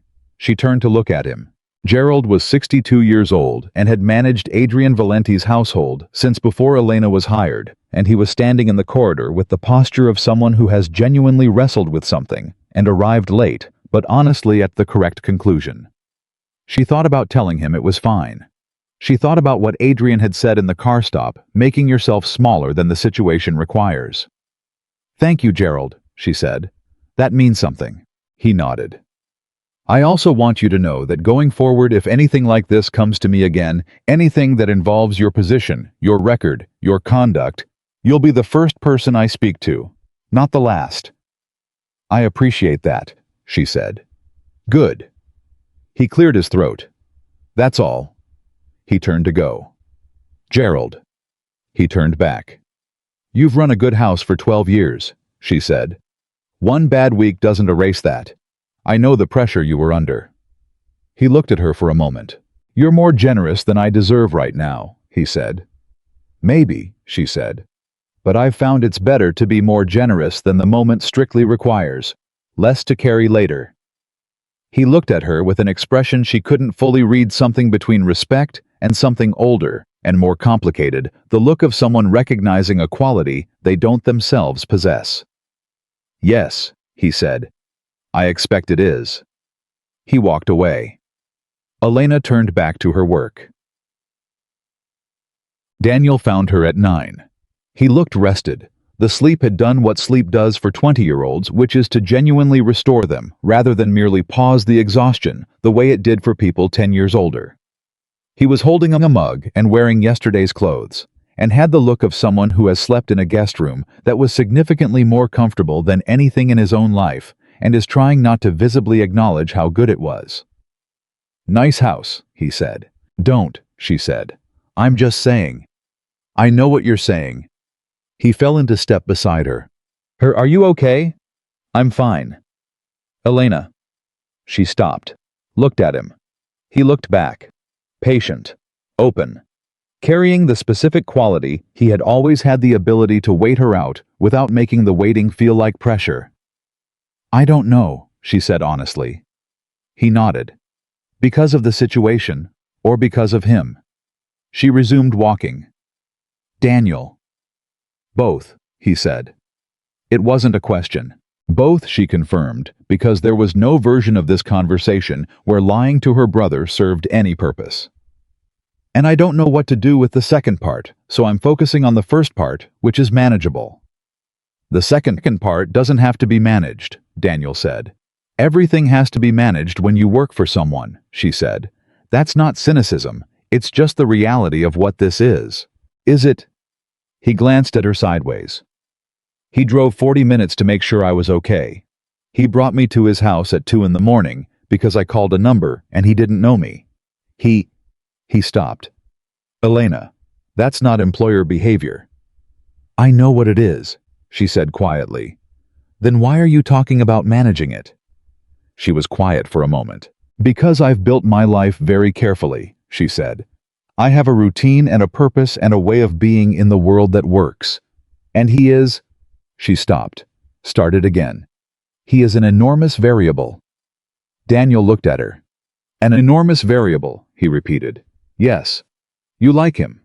Daniel, you like him, and it scares you because you've never had room for it, and because he's your employer, and because you don't know if what you're reading is real, or if you're reading it because you want it to be real." She stopped walking. She turned to look at her brother. He shrugged. "You raised me. I know how you think." She looked at him for a long moment. "What I want," she said carefully, "is irrelevant if the circumstances don't support it." "And if the circumstances change?" She didn't answer. Because the honest answer was that she didn't know, and Elena Marquez had a deep and long-standing aversion to not knowing things, particularly things about herself. "Just don't manage it to death," Daniel said. "That's all I'm asking." She looked at her brother. "Go get breakfast," she said. "Gerald will show you where the kitchen is." "I already found it," he said. "At 6 this morning. The night cook made me eggs." He paused. "She said Mr. Valenti asked her to make sure I was fed before I woke up." Elena absorbed this. "Go eat more eggs," she said. He grinned and went. She stood in the corridor for a moment, alone, holding her clipboard and her routine, and the thing her brother had just said. "Don't manage it to death," and she breathed in and out, and looked at the ceiling, and then looked back at the work ahead of her, and moved toward it. She moved. But she didn't manage it. Not entirely. The call came at 2 in the afternoon.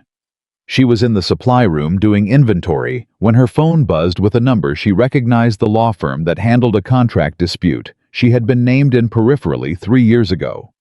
Something resolved, long since, not a number she expected to see again. She answered. The voice on the other end was not the attorney she expected. It was a man she didn't recognize. Older. Precise in the way of someone who has spent decades being very careful about what words he chooses. "Miss Marquez," he said. "My name is Robert Voss. I'm a senior partner at Laurent Voss and Chen. I represent the Laurent family." Everything in Elena went very still. "I see," she said. "I want to be clear that this call is not adversarial," Voss said. "I'm reaching out on behalf of the Laurent family with a request. Victoria Laurent has asked me to communicate something to you directly." Elena said nothing. She waited. "Miss Laurent acknowledges that her conduct toward you over the past several weeks was inappropriate," Voss said. "She is prepared to make a formal written statement to that effect, which can be provided to Mr. Valenti or to any relevant parties." A pause. "In exchange, she is requesting that the evidence currently in Mr. Valenti's possession regarding the communications firm, the administrative actions taken against you, and the call to your brother not be formally submitted to any legal or regulatory body." Elena sat down on a supply crate. She was quiet for a moment. "What you're describing," she said carefully, "sounds like a settlement offer." "In informal terms, yes," Voss said. "And Victoria wants me to accept it. She believes it would be mutually beneficial." Elena thought about the email. She thought about Mr. Crane with his folder. She thought about the phone ringing at 2 in the morning. She thought about Daniel sitting in a coffee shop across from a woman who had looked at him and said, "You have no idea what's at stake for my family." She thought about what it would mean to have Victoria Laurent's written acknowledgement in hand. Not just for herself, for the record, for the permanent documented fact of it. "I'll need to speak with Mr. Valenti," she said. A pause. "Of course." "I'll be in touch within 24 hours, she said. She ended the call. She sat in the supply room alone with her inventory clipboard and her phone, and the specific weight of being the person who now held in practical terms a significant amount of leverage over a family that had just spent 3 weeks trying to eliminate her. She had not wanted this. She had wanted to do her work and be treated fairly and go home and call her brother and sleep without dread. She had not wanted leverage, but here it was. And now she had to decide what to do with it. She went to Adrian at 3. He listened to the full account of the call without interrupting, which was characteristic. His expression during the account was the focused, neutral one, but when she finished, something moved beneath it. "Voss called you directly," he said. "Yes." Not me, you. Yes. He sat back in his chair. She's afraid of me, he said. But she called you because she thinks you're more likely to accept a quiet resolution. Elena looked at him. Am I wrong to consider it? No, he said. A written acknowledgement from Victoria Laurent is worth having. He was quiet for a moment. What do you want, Elena? She looked at him. The question again. Direct, simple receiving. Not managing her toward an answer. Just genuinely asking. I want the acknowledgement, she said. I want the record to permanently reflect what actually happened. She paused. I don't want her in a courtroom. Not because she doesn't deserve it, but because courtrooms take everything and give back very little except the fact of having been there. I've seen what legal fights cost people. Adrian looked at her steadily. The evidence goes nowhere legally if she provides the written statement, he said. But you keep it, Elena said. Something shifted in his expression. Yes, I keep it. Why? Because people like Victoria Laurent do not change direction because they experience consequences, he said. They change direction because they believe consequences remain possible. His voice was level. The evidence stays in my possession. It doesn't go anywhere as long as she doesn't go anywhere near you or Daniel or anyone connected to you, ever. Elena absorbed this. That's not justice, she said. Exactly. No, he agreed. It is something more useful than justice. It's a permanent deterrent. She looked at him. You've done this before, she said. He met her eyes. Yes.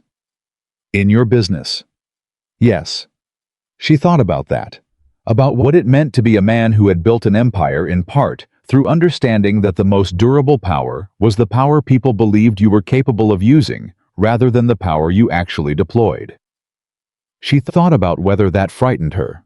It didn't. She thought about whether it should. Maybe. A little. But she also thought about a man who had chosen at every fork in this particular road to use that power to protect someone who had never asked for protection and had never been in a position to offer anything in return. All right, she said.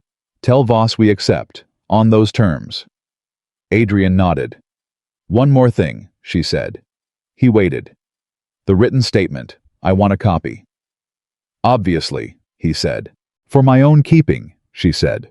Not for the household records, mine, in my possession. He looked at her. Why? She held his gaze. Because in 5 years I may not be here. In 10 years, this situation may look different in ways neither of us can predict. And I want the permanent fact of what happened to belong to me. Not to this house, not to your records, me. A long silence. Something in his expression changed in a way she couldn't fully decode. Not displeasure. Not surprise exactly. Something more fundamental. The look of someone being seen, doing something they didn't know they were doing. Having it named precisely and recognizing the accuracy of it.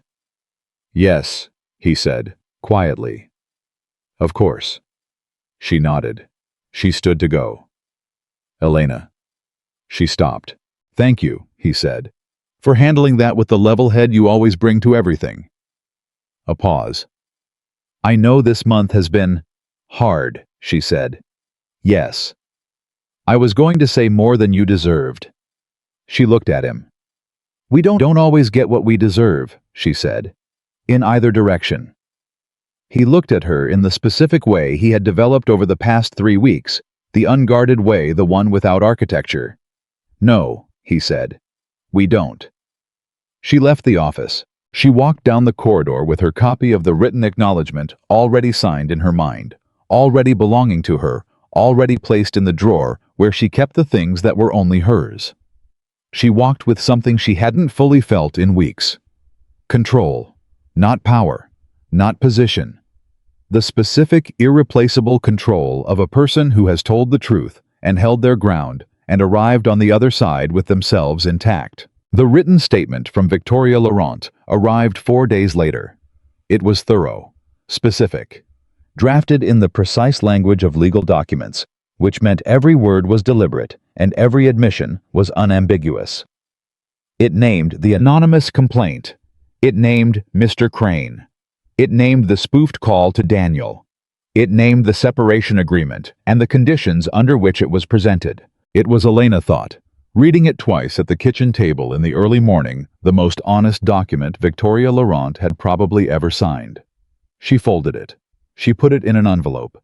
She labeled the envelope in her own handwriting. She put it in her bag. Then she went to work. That afternoon she was restocking the East Corridor when Marcus appeared beside her. He had a small envelope in his hand, the kind that comes from the household stationery. Good paper, clean edges. Adrian's house seal on the back. He held it out. "From Mr. Valenti," he said. She took it. Marcus left. She stood in the corridor and opened it. Inside was a card. 2 lines of handwriting. Adrian's hand, she had seen it on documents enough times to recognize it. Small, precise, entirely consistent with the person. "The people I trust most have always been the ones who remain exactly themselves under pressure. You've done that every day this month. I noticed." She read it once. She read it again. She put it in her pocket. She finished restocking the corridor. And then she stood for a moment with her hand pressed against her pocket, against the card inside it, and she let it be real. She didn't manage it. She didn't build a wall around it, or measure it against the circumstances, or calculate the distance between what it meant and what it could mean. She just let it be real. For exactly 30 seconds alone in the corridor, she let something good be exactly as good as it actually was. Then she went back to work. The twist arrived on a Tuesday, 2 weeks after Victoria left.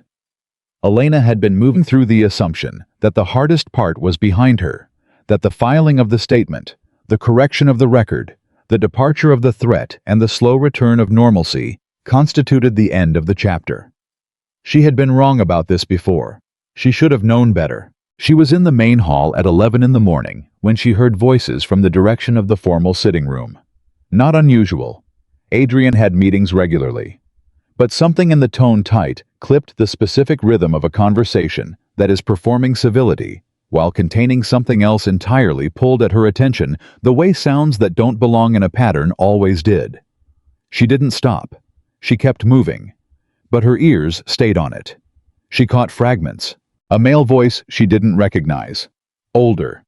Authoritative in the specific way of old money, not loud, never loud, but structured around the assumption that volume was unnecessary because everything in the room already belonged to you. The agreement was made in good faith. The Laurent family expected. Adrian's voice. Quiet. Controlled. Utterly without give. The agreement was contingent on conduct I was not aware of when I made it. The business implications of terminating. I'm aware of the business implications. Adrian. Our families have. I know what our families have. Adrian's voice dropped slightly, which in her experience meant it was becoming more, rather than less serious. What I'm telling you is that the personal arrangement has concluded, and the business arrangements will be renegotiated on their own terms without the personal arrangement as a condition. A pause. You understand what you're walking away from? Yes. The Laurent family will not. I understand what the Laurent family will or won't do, Adrian said. I also understand what I will or won't do, and I won't be pressured by a business relationship into maintaining a personal one that was built on a foundation I no longer accept. Elena moved past the door. She didn't look in. She kept walking. But she was 2 corners away before she let herself process the full weight of what she'd heard. Not the words exactly, but the certainty beneath them. The particular quality of a person who has done the accounting and arrived at their number and is not adjusting it because someone else finds it inconvenient. She thought about what it cost him. She thought about it honestly. The Laurent business alliance was not nothing. She had been in this house long enough to know the shape of Adrian's business relationships, the weight of certain names, the architectural importance of certain connections. The Laurent family represented a specific category of old networked money that did not come back once it left. He was letting it leave. And somewhere in the accounting of that decision, which was his to make, which she had no part in, was the month she had just lived through. The party, the email, the separation agreement, the phone call at 2 in the morning. The evidence sitting in a folder in his possession. She thought about whether she was responsible for the cost. She had been thinking about this with increasing frequency in the quiet hours when the work was done, and the house was settling, and her mind returned to the things it hadn't finished with. She was still thinking about it when she turned a corner and nearly walked directly into Daniel. "I wasn't supposed to be here. He'd gone back to school 3 days ago." She stared at him. He held up a hand. "Before you say anything, I had a class canceled, and I was in the neighborhood, and I wanted to give you something in person." "You were not in the neighborhood," she said. "The campus is 40 minutes from here." "I was in the extended neighborhood. Daniel, Elena." He reached into his bag and produced an envelope. "Professor Harmon submitted my research paper to a journal. They accepted it." He held it out. "I found out yesterday. I wanted to tell you in person because—" He stopped. His voice did something complicated. "Because you paid for the first 2 years of my education out of literal floor-scrubbing money, and you deserve to hold the letter." She looked at the envelope. She took it. She opened it. She read it.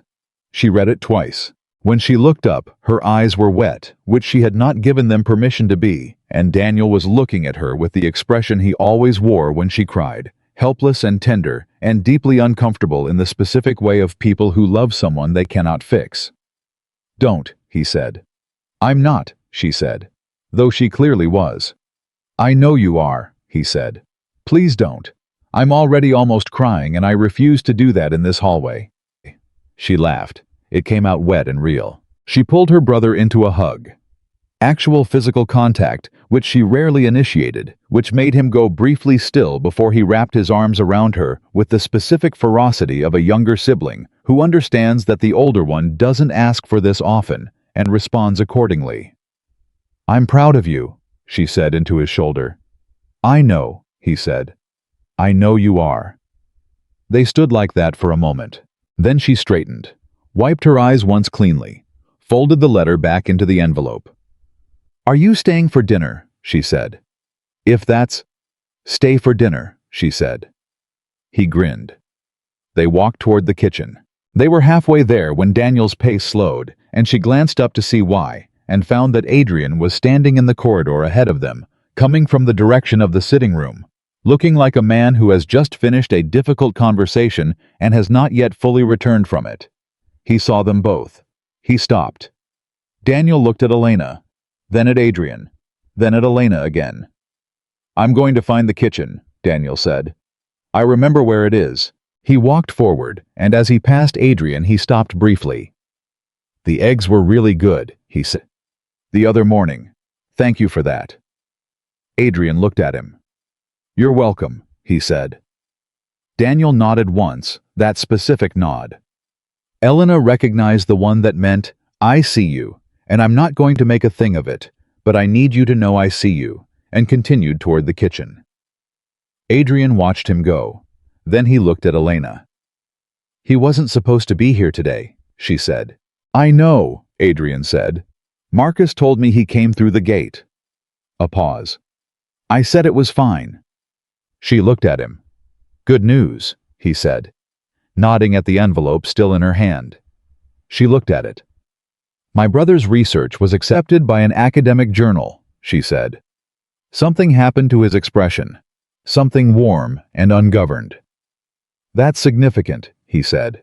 "Yes," she said. "He's remarkable," Adrian said.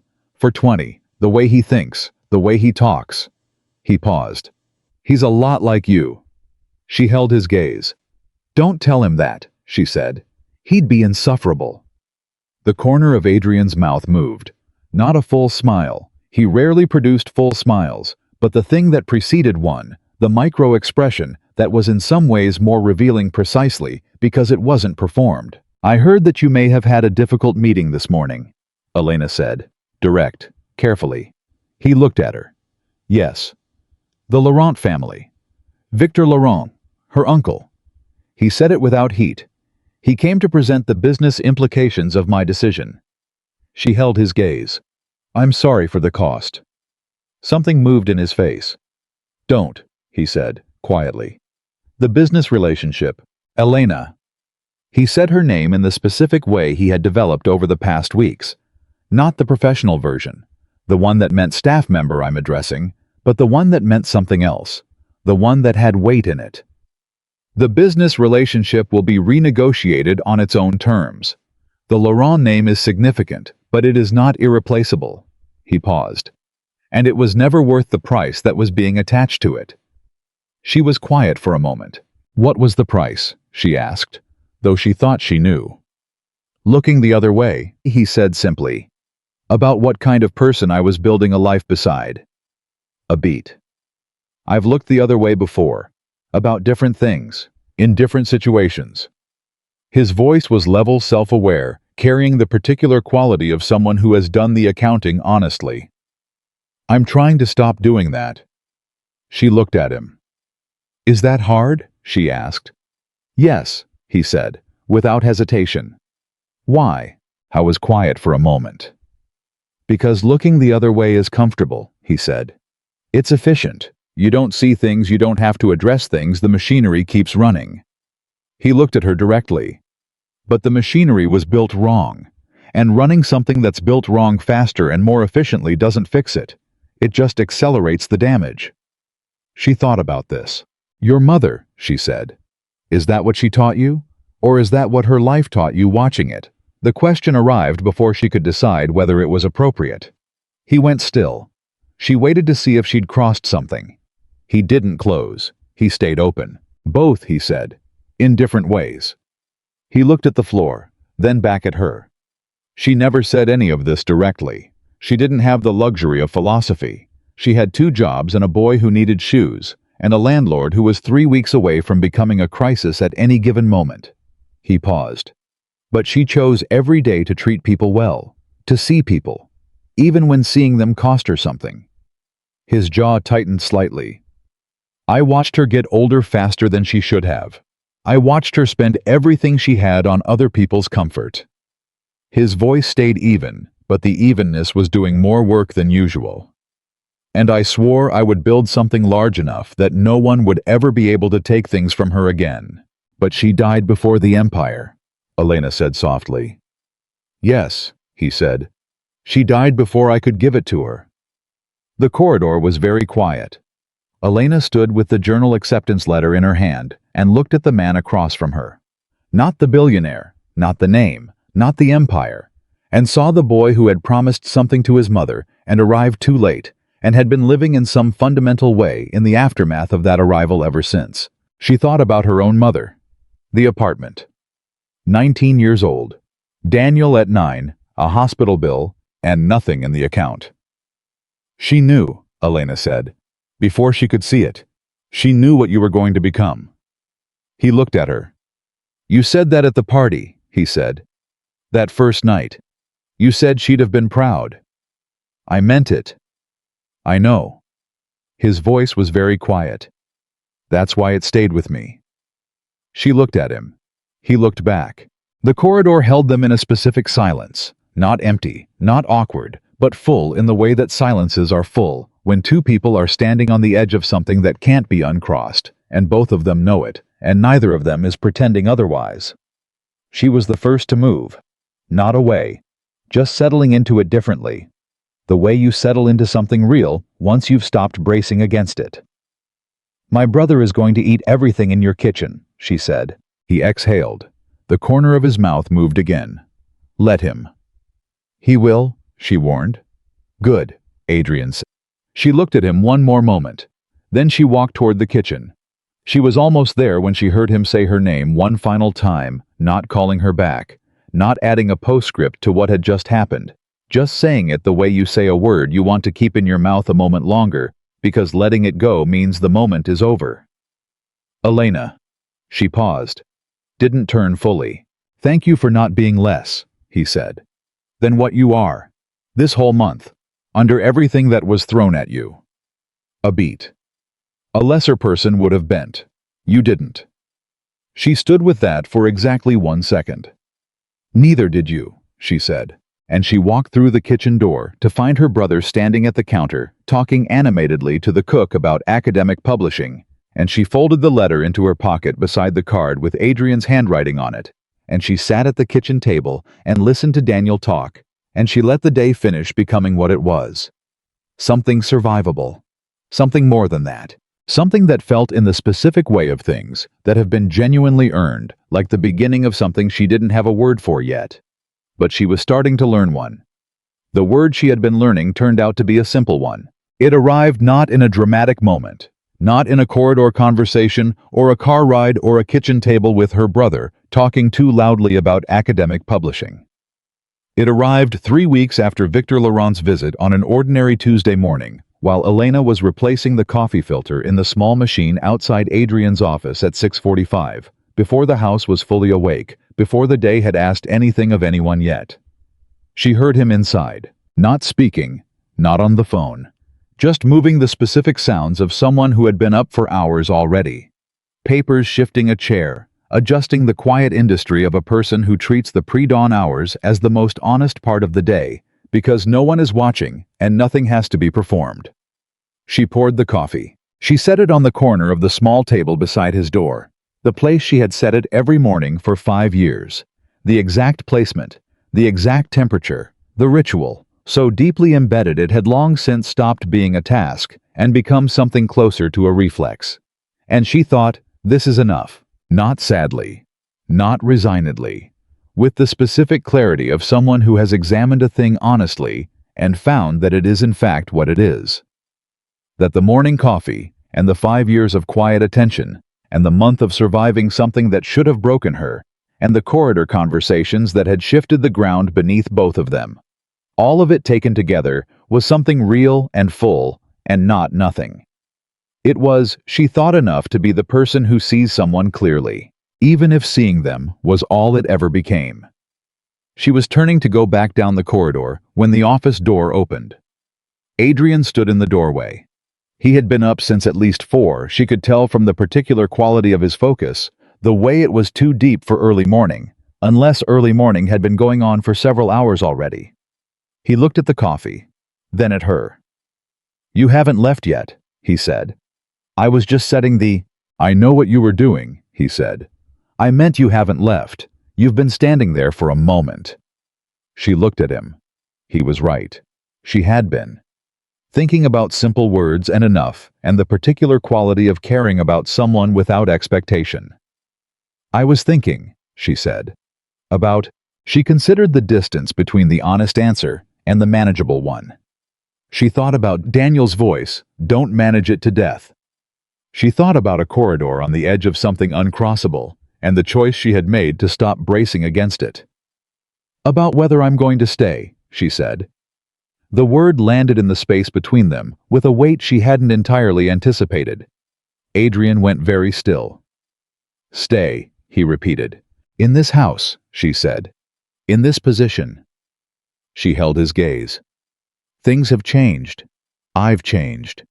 The way I understand what I'm doing here has changed. And I think—" She paused. "I think it would be dishonest to keep pretending that the job is still the same job it was 5 years ago. Because it isn't. And I'm not sure what the right thing to do with that is." He looked at her for a long moment. "Come inside," he said. She came inside. She sat in the chair across from his desk, the same chair she had sat in weeks ago when she placed Victoria's email in front of him, when everything was still a crisis to be managed. The chair felt different now. The room felt different. The quality of being in it with him felt different. He sat across from her. He didn't go to his desk.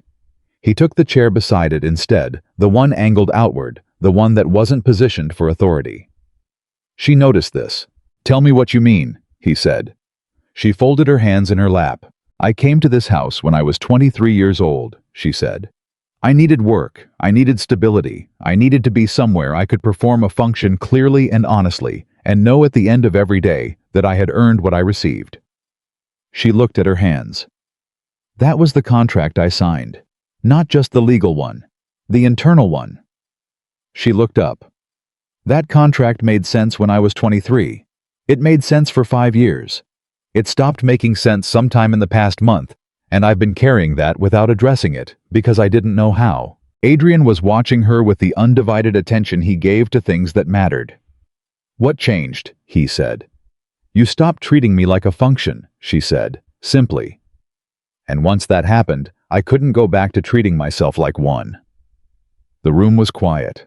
He leaned forward slightly, both elbows on his knees. Not the professional posture, the person one. I don't want you to treat yourself like a function, he said. I haven't wanted that since the night of the party. Possibly before. She looked at him. Possibly before. Possibly significantly before, he said. And I was not honest about it, even with myself. His jaw tightened slightly. I was running a system that was very efficient and very comfortable, and did not require me to notice that the person who made it run was more than what I was allowing her to be. She absorbed this. What am I? She said. Direct, honest. In your understanding, right now. He looked at her for a long moment. The person I trust most in this building, he said. The person who has never once in 5 years told me what I wanted to hear instead of what was true. The person who walked into my office 3 weeks ago and laid evidence on my desk without flinching and refused to apologize for it. He paused. The person who in the middle of a month that would have collapsed most people remained exactly herself. Not harder, not smaller, exactly herself. His voice was very level but working hard at it. That is not a function. That is not a function. She looked at him. She thought about the word she had been learning. She thought about enough. And she made a decision. I'm not leaving, she said. He exhaled a small controlled release that she almost missed. But I need the terms to be different, she said. Not because I want something from you, because I cannot do this specific work in this specific house beside this specific person, while pretending that what is actually happening between us is something administrative. She held his gaze. I'm not built for pretending. I never was. He looked at her. What do you need? He said. The question he always asked. Clean and receiving and genuine. Honesty, she said. About what this is. Whatever it is. Spoken directly, not managed. She paused. And time. To understand it properly, without pressure, without the house and the position, and everything else collapsing the space where it needs to develop. He was quiet for a moment. That's a very careful request, he said. I'm a careful person, she said. You are, he agreed. Something moved in his face. And you deserve a careful answer. He looked at his hands, then at her. I don't know exactly what this is. I'm not practiced at this. Not the version of it that doesn't have terms and structures and arrangements built in from the outside. He paused. What I know is that I look forward to this office every morning in a way I never did before. And the reason for that is the coffee and the person who brings it in approximately equal measure. His voice was quiet. I know that the month you nearly left was the first month in years where I felt the machinery actually mattered, because the machinery was wrong, and you were the reason I couldn't pretend it wasn't. He paused. And I know that whatever word belongs on what is happening between us, I would like very much to find out what it is, with time and without pressure, if that's something you're willing to do. She looked at him. She thought about a woman who had worked in other people's houses and chosen every day to treat people as though they were worth treating well. She thought about what it meant to carry that forward. She thought about being 23 and needing something simple and arriving somewhere that had become in 5 years the most complex and honest and unexpectedly real thing in her life. Yes, she said, just that. One word. Direct and complete and with nothing hedged out of it. His expression opened in a way she had only seen twice before. Once in the corridor after the party, and once in the car on the way home from the coffee shop. And it was, she thought, one of the most genuine things she had ever seen on a human face. All right, he said. All right, she said. They sat for a moment in the quiet of 6:45 in the morning, before the day had asked anything of anyone in the particular piece of two people who have just said something true and are still in the room together afterward. Then Elena stood. Your coffee is getting cold, she said. He looked at her. Then he laughed. A real one. Not the controlled, rare micro-expression she had catalogued over 5 years. A full one. Brief and surprised and entirely unmanaged. She had never heard it before. She decided immediately that she intended to hear it again. She went to the door. "Elena," he said. She turned. He had picked up the coffee. He was looking at it with an expression she had seen before, the one he wore when something had surprised him in a way he was still accounting for. "Good morning," he said. She smiled. Properly. Not the careful professional smile she had used in this house for 5 years. The real one. "Good morning," she said, and she went back to work. 3 days later, the second twist arrived. She had not been expecting it. She had been carefully allowing herself to believe that the story had found its shape. Crisis resolution, the quiet beginning of something new, and that what remained was the living of it, rather than further drama. She was wrong. Marcus found her at noon with an expression she had come to recognize as his version of alarm, which on Marcus's face manifested as a very slight tightening around the eyes and a pace that was 2% faster than his usual. "There's someone here," he said. "At the front gate. She's been there for 40 minutes. Elena looked at him. "Who?" "She says her name is Patricia Voss," he said. "She says she's Victoria Laurent's mother." Everything in Elena stopped. "Victoria's mother," she said. "Yes, she's not on any approved list. She won't leave. She says she'll wait as long as necessary." Marcus paused. "She's asking specifically for you." Elena was quiet for exactly 4 seconds. "Does Mr. Valenti know?" "He's in a call. I didn't want to interrupt until I spoke with you." She thought about this. Patricia Voss. Not the uncle who had come with business arguments. Not the attorney with the settlement offer. The mother. Something different, a category of arrival that didn't fit the pattern of the past month's maneuvering. "Let her in," Elena said. Marcus looked at her. "She's asking for me," Elena said. "She came to see me. I'll see her." "Elena." "I'll tell Mr. Valenti after." She met his eyes. "Let her in." Patricia Voss was 61 years old and wore her age the way some women wear it, honestly, without apology, with the specific authority of someone who stopped managing other people's perceptions long enough ago that she no longer remembers what it was for. She was not what Elena expected. She had expected, without quite articulating it, a version of Victoria, the controlled elegance, the calculated composure, the mask. What sat across from her in the small meeting room was something else entirely. A woman who looked tired and clear-eyed, and who held her hands in her lap with the specific stillness of someone who has made a deliberate decision about how this conversation was going to go. "Thank you for seeing me," Patricia said. "I almost didn't," Elena said. "Honestly." Patricia nodded. "I understand. I wouldn't have blamed you." She looked at Elena directly. "I want to explain something to you. Not to excuse anything. Not to defend what Victoria did. Just to explain, because I think you deserve more than the version of events you've been living inside." Elena waited. "Victoria grew up believing that security came from position," Patricia said. "From alliance. From being connected to the right names. I taught her that. Not intentionally, I taught it by example. By the way I ran our household, the way I talked about other families, the way I handled situations when they threatened what we had." She paused. "I am telling you this because Victoria did not come from nowhere. She came from a specific education. One I provided." Her voice was level and painful. "She learned that people who could threaten your position were problems to be managed. She learned that from me." Elena absorbed this. "Why are you telling me?" she said. "Because you didn't break," Patricia said. "My daughter deployed every tool she had, and she's skilled. She learned from someone skilled, and you did not break. And I wanted to see for myself what that looks like." She looked at Elena with an expression that was entirely without agenda. "And because my daughter is 28 years old, and something about what happened in this house in the past month has gotten through to her in a way that nothing I have said in years has managed to. And I think some part of that is you." Elena stared at her. "I'm not responsible for your daughters." "No," Patricia said immediately. "You're not. I'm not placing that on you.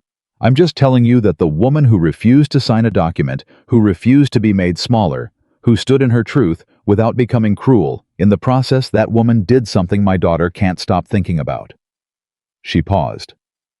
Victoria has been asking me for the first time in years whether there's a way to be in the world that doesn't require managing everyone around you. The room was very quiet. Elena sat with the information. She sat with the complexity of it, with the fact that she had spent a month afraid of Victoria Laurent and had arrived on the other side of that fear to find that Victoria's mother had driven to this house not to threaten or negotiate, but to say, "You changed something." She didn't know how to receive that. She tried to receive it honestly. "I don't forgive what she did," Elena said. "I want to be clear about that. She targeted me. She targeted my brother. She tried to remove me from my livelihood through fabricated evidence. Those things happened." "I know," Patricia said. "I know they did. And the written statement she signed is real, and I'm keeping it." "As you should," Patricia said. Elena looked at her. "But if Victoria is genuinely asking different questions," Elena said carefully, "then that's worth something. I don't need to be the person who decides what she does with it. That's not my work." She paused. "My work was surviving my own month. I did that." Patricia looked at her for a long moment. "Yes," she said quietly. "You did." A pause. "Can I ask you something?" Elena said. "Please," Patricia said. "Why did you come yourself, not the attorney? Not the uncle? You?" Patricia was quiet for a moment. "Because the attorney and the uncle are people who deal in arrangements," she said. "And this isn't an arrangement." She looked at her hands. "This is a mother who made mistakes that became her daughter's behavior, that became this situation. And I thought that required a person, not a representative." Elena looked at this woman, this 61-year-old woman, who had driven to a gate and waited 40 minutes and asked for a maid by name because the maid had survived her daughter and refused to be dehumanized in the process, and she felt something complicated and unwelcome and entirely human. She felt compassion, not forgiveness, not reconciliation. Just the simple, difficult, involuntary recognition that the woman across from her was carrying something heavy and had brought it here honestly. "You should go," Elena said, gently. "I'm glad you came, but you should go." Patricia nodded. She stood. She extended her hand. Elena shook it. "I hope things are good here," Patricia said, looking at the room, at the house around it. "I think they might be." "I think they might be too," Elena said. Patricia left. Elena sat in the meeting room alone for a moment. Then she went to find Adrian. I was off his call when she reached the office. She told him everything. Patricia's arrival, the conversation, what had been said, and what hadn't. She told it cleanly, without embellishment, watching his expression move through the account. When she finished, he was quiet for a moment. "She came for you specifically," he said. "Yes." "Not for me, not for the house." "No," Elena said. "For me." He processed this. "How do you feel?" he asked. She thought about it honestly. "Like someone just handed me something I didn't ask for and don't entirely know what to do with," she said. "Like the story is more complicated than I wanted it to be. Like..." She stopped. "Like even the people who do harmful things are more than just the harm they do, and I can hold that truth without it canceling out the harm." He looked at her. "That's a significant amount of grace," he said. "It's not grace," she said. "It's just accuracy." She looked at him. "I can be angry about what happened and accurate about who Victoria is at the same time. Both things are true." He nodded. "What do you want to do with it?" he said. "Nothing," she said. "I don't need to do anything with it. It's information. She carries her part of it. I carry mine." She paused. "Mine is already settled." He looked at her with the expression she had come to think of as his unguarded one, the one that didn't belong to the billionaire or the employer or the name on the building, but to the person who had sat in an office at midnight with an untouched glass and told her his mother had been a maid. "You amaze me," he said, quietly. Not performed, just stated. She looked at him. "That's the first time you've said anything like that," she said. "I've thought it significantly more often than I've said it," he said. "I'm working on the gap. She held his gaze.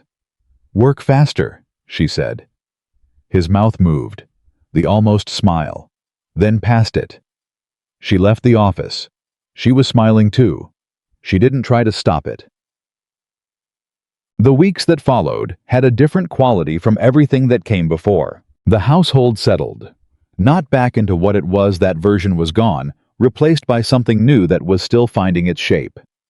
Gerald ran the administrative side with a visible awareness that had been absent before, a careful attentiveness to the staff that read as genuine recalibration rather than performance.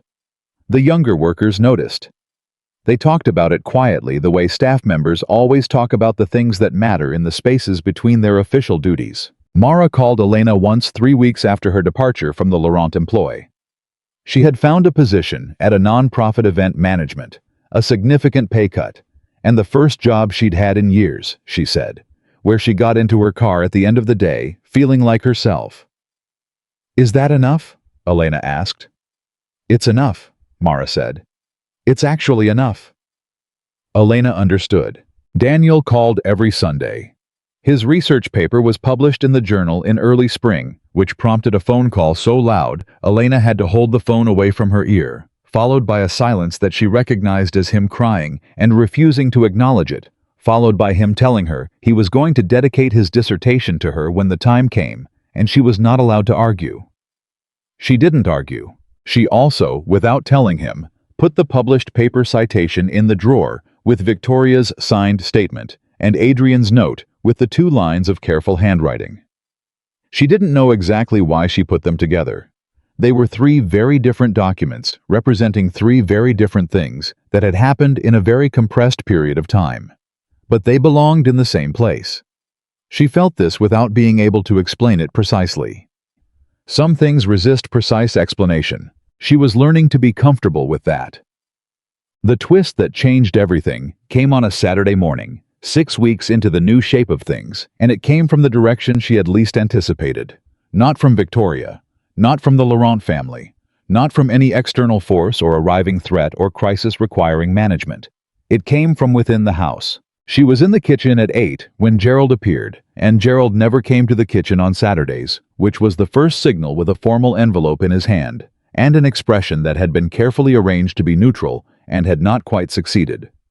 He held the envelope out. "From Mr. Valenti," he said. "He asked me to give it to you this morning." She looked at the envelope, then at Gerald. "He couldn't give it to me himself," she said.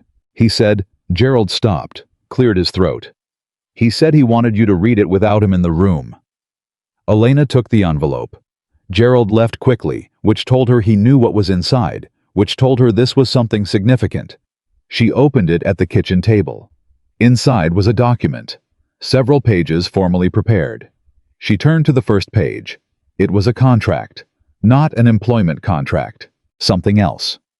Something her eyes moved over twice before her brain correctly processed what she was reading.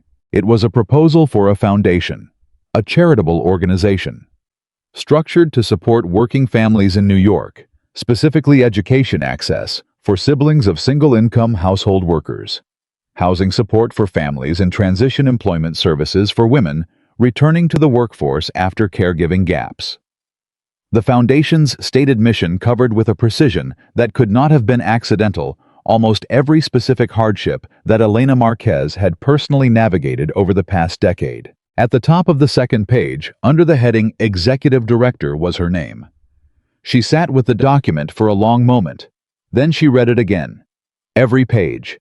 Carefully, the way she read everything. The foundation had been filed. The structure was legal and complete. The initial funding, a number that made her breath stop, was already committed from the Valenti business accounts. At the last page below, the signatures and the official language, was a handwritten note. "This exists because of the life you've lived and what it produced, not the hardship, but the person. The foundation doesn't need you to say yes. The structure stands regardless. But I built it for the reason you would have built it if you had the resources, because you're the only person I know who would have. Whatever you decide about this and about everything else, I want you to know that I see you. All of it. Who you were before I looked and who you are now. A." She sat at the kitchen table with the document in her hands, and the handwritten note, and the number that was too large to fully absorb, and the foundation named for the kind of work she had been doing informally, with whatever she had since she was 19 years old. She sat there for a while. She was not managing what she felt. She let it be what it was. Large, real, completely without precedent in her experience. She found him in the garden corridor. He was at the far end near the window, and he turned when he heard her, and whatever he read in her face made him go very still. She held up the document. "You built a foundation," she said. "Yes," he said, "without telling me. I didn't want you to try to talk me out of it," he said, "or to redirect it toward something you thought was more appropriate, or to make it smaller because you were worried about receiving something large." A pause. "I know how you think." She looked at him. "You've been talking to my brother," she said. Something moved in his face. "He called me 2 weeks ago.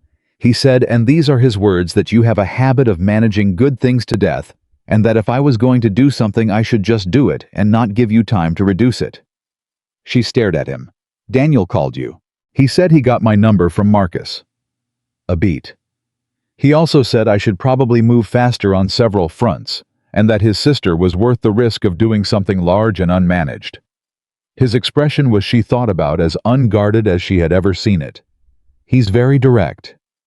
"I know," she said faintly. "He gets it from our mother." "He gets it from you," Adrian said.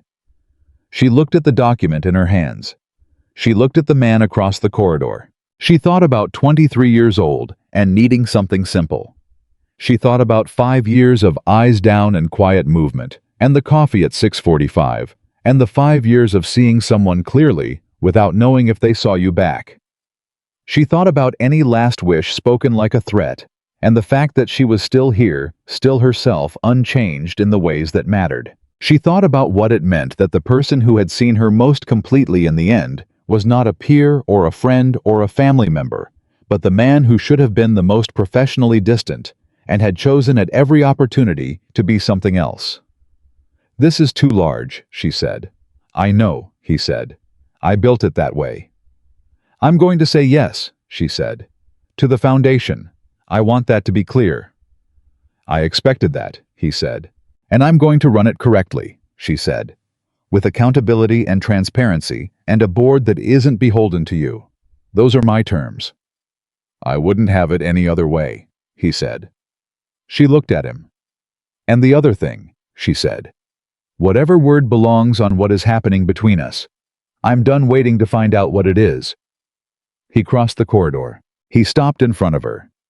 Close enough that the professional distance, the 5-year architecture of staff and employer and appropriate regard, was completely, finally, irreversibly gone.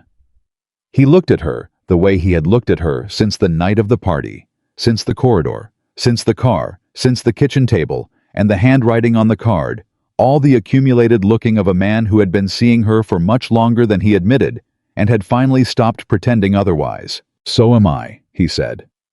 She reached up and put her hand against his jaw. He let her. He covered her hand with his own. They stood in the garden corridor in the morning light, two people who had arrived at each other by the longest, most improbable route. Not love at first sight. Not a story anyone would have predicted from the outside. Not the arrangement or the alliance or the architecture of power. Meeting power.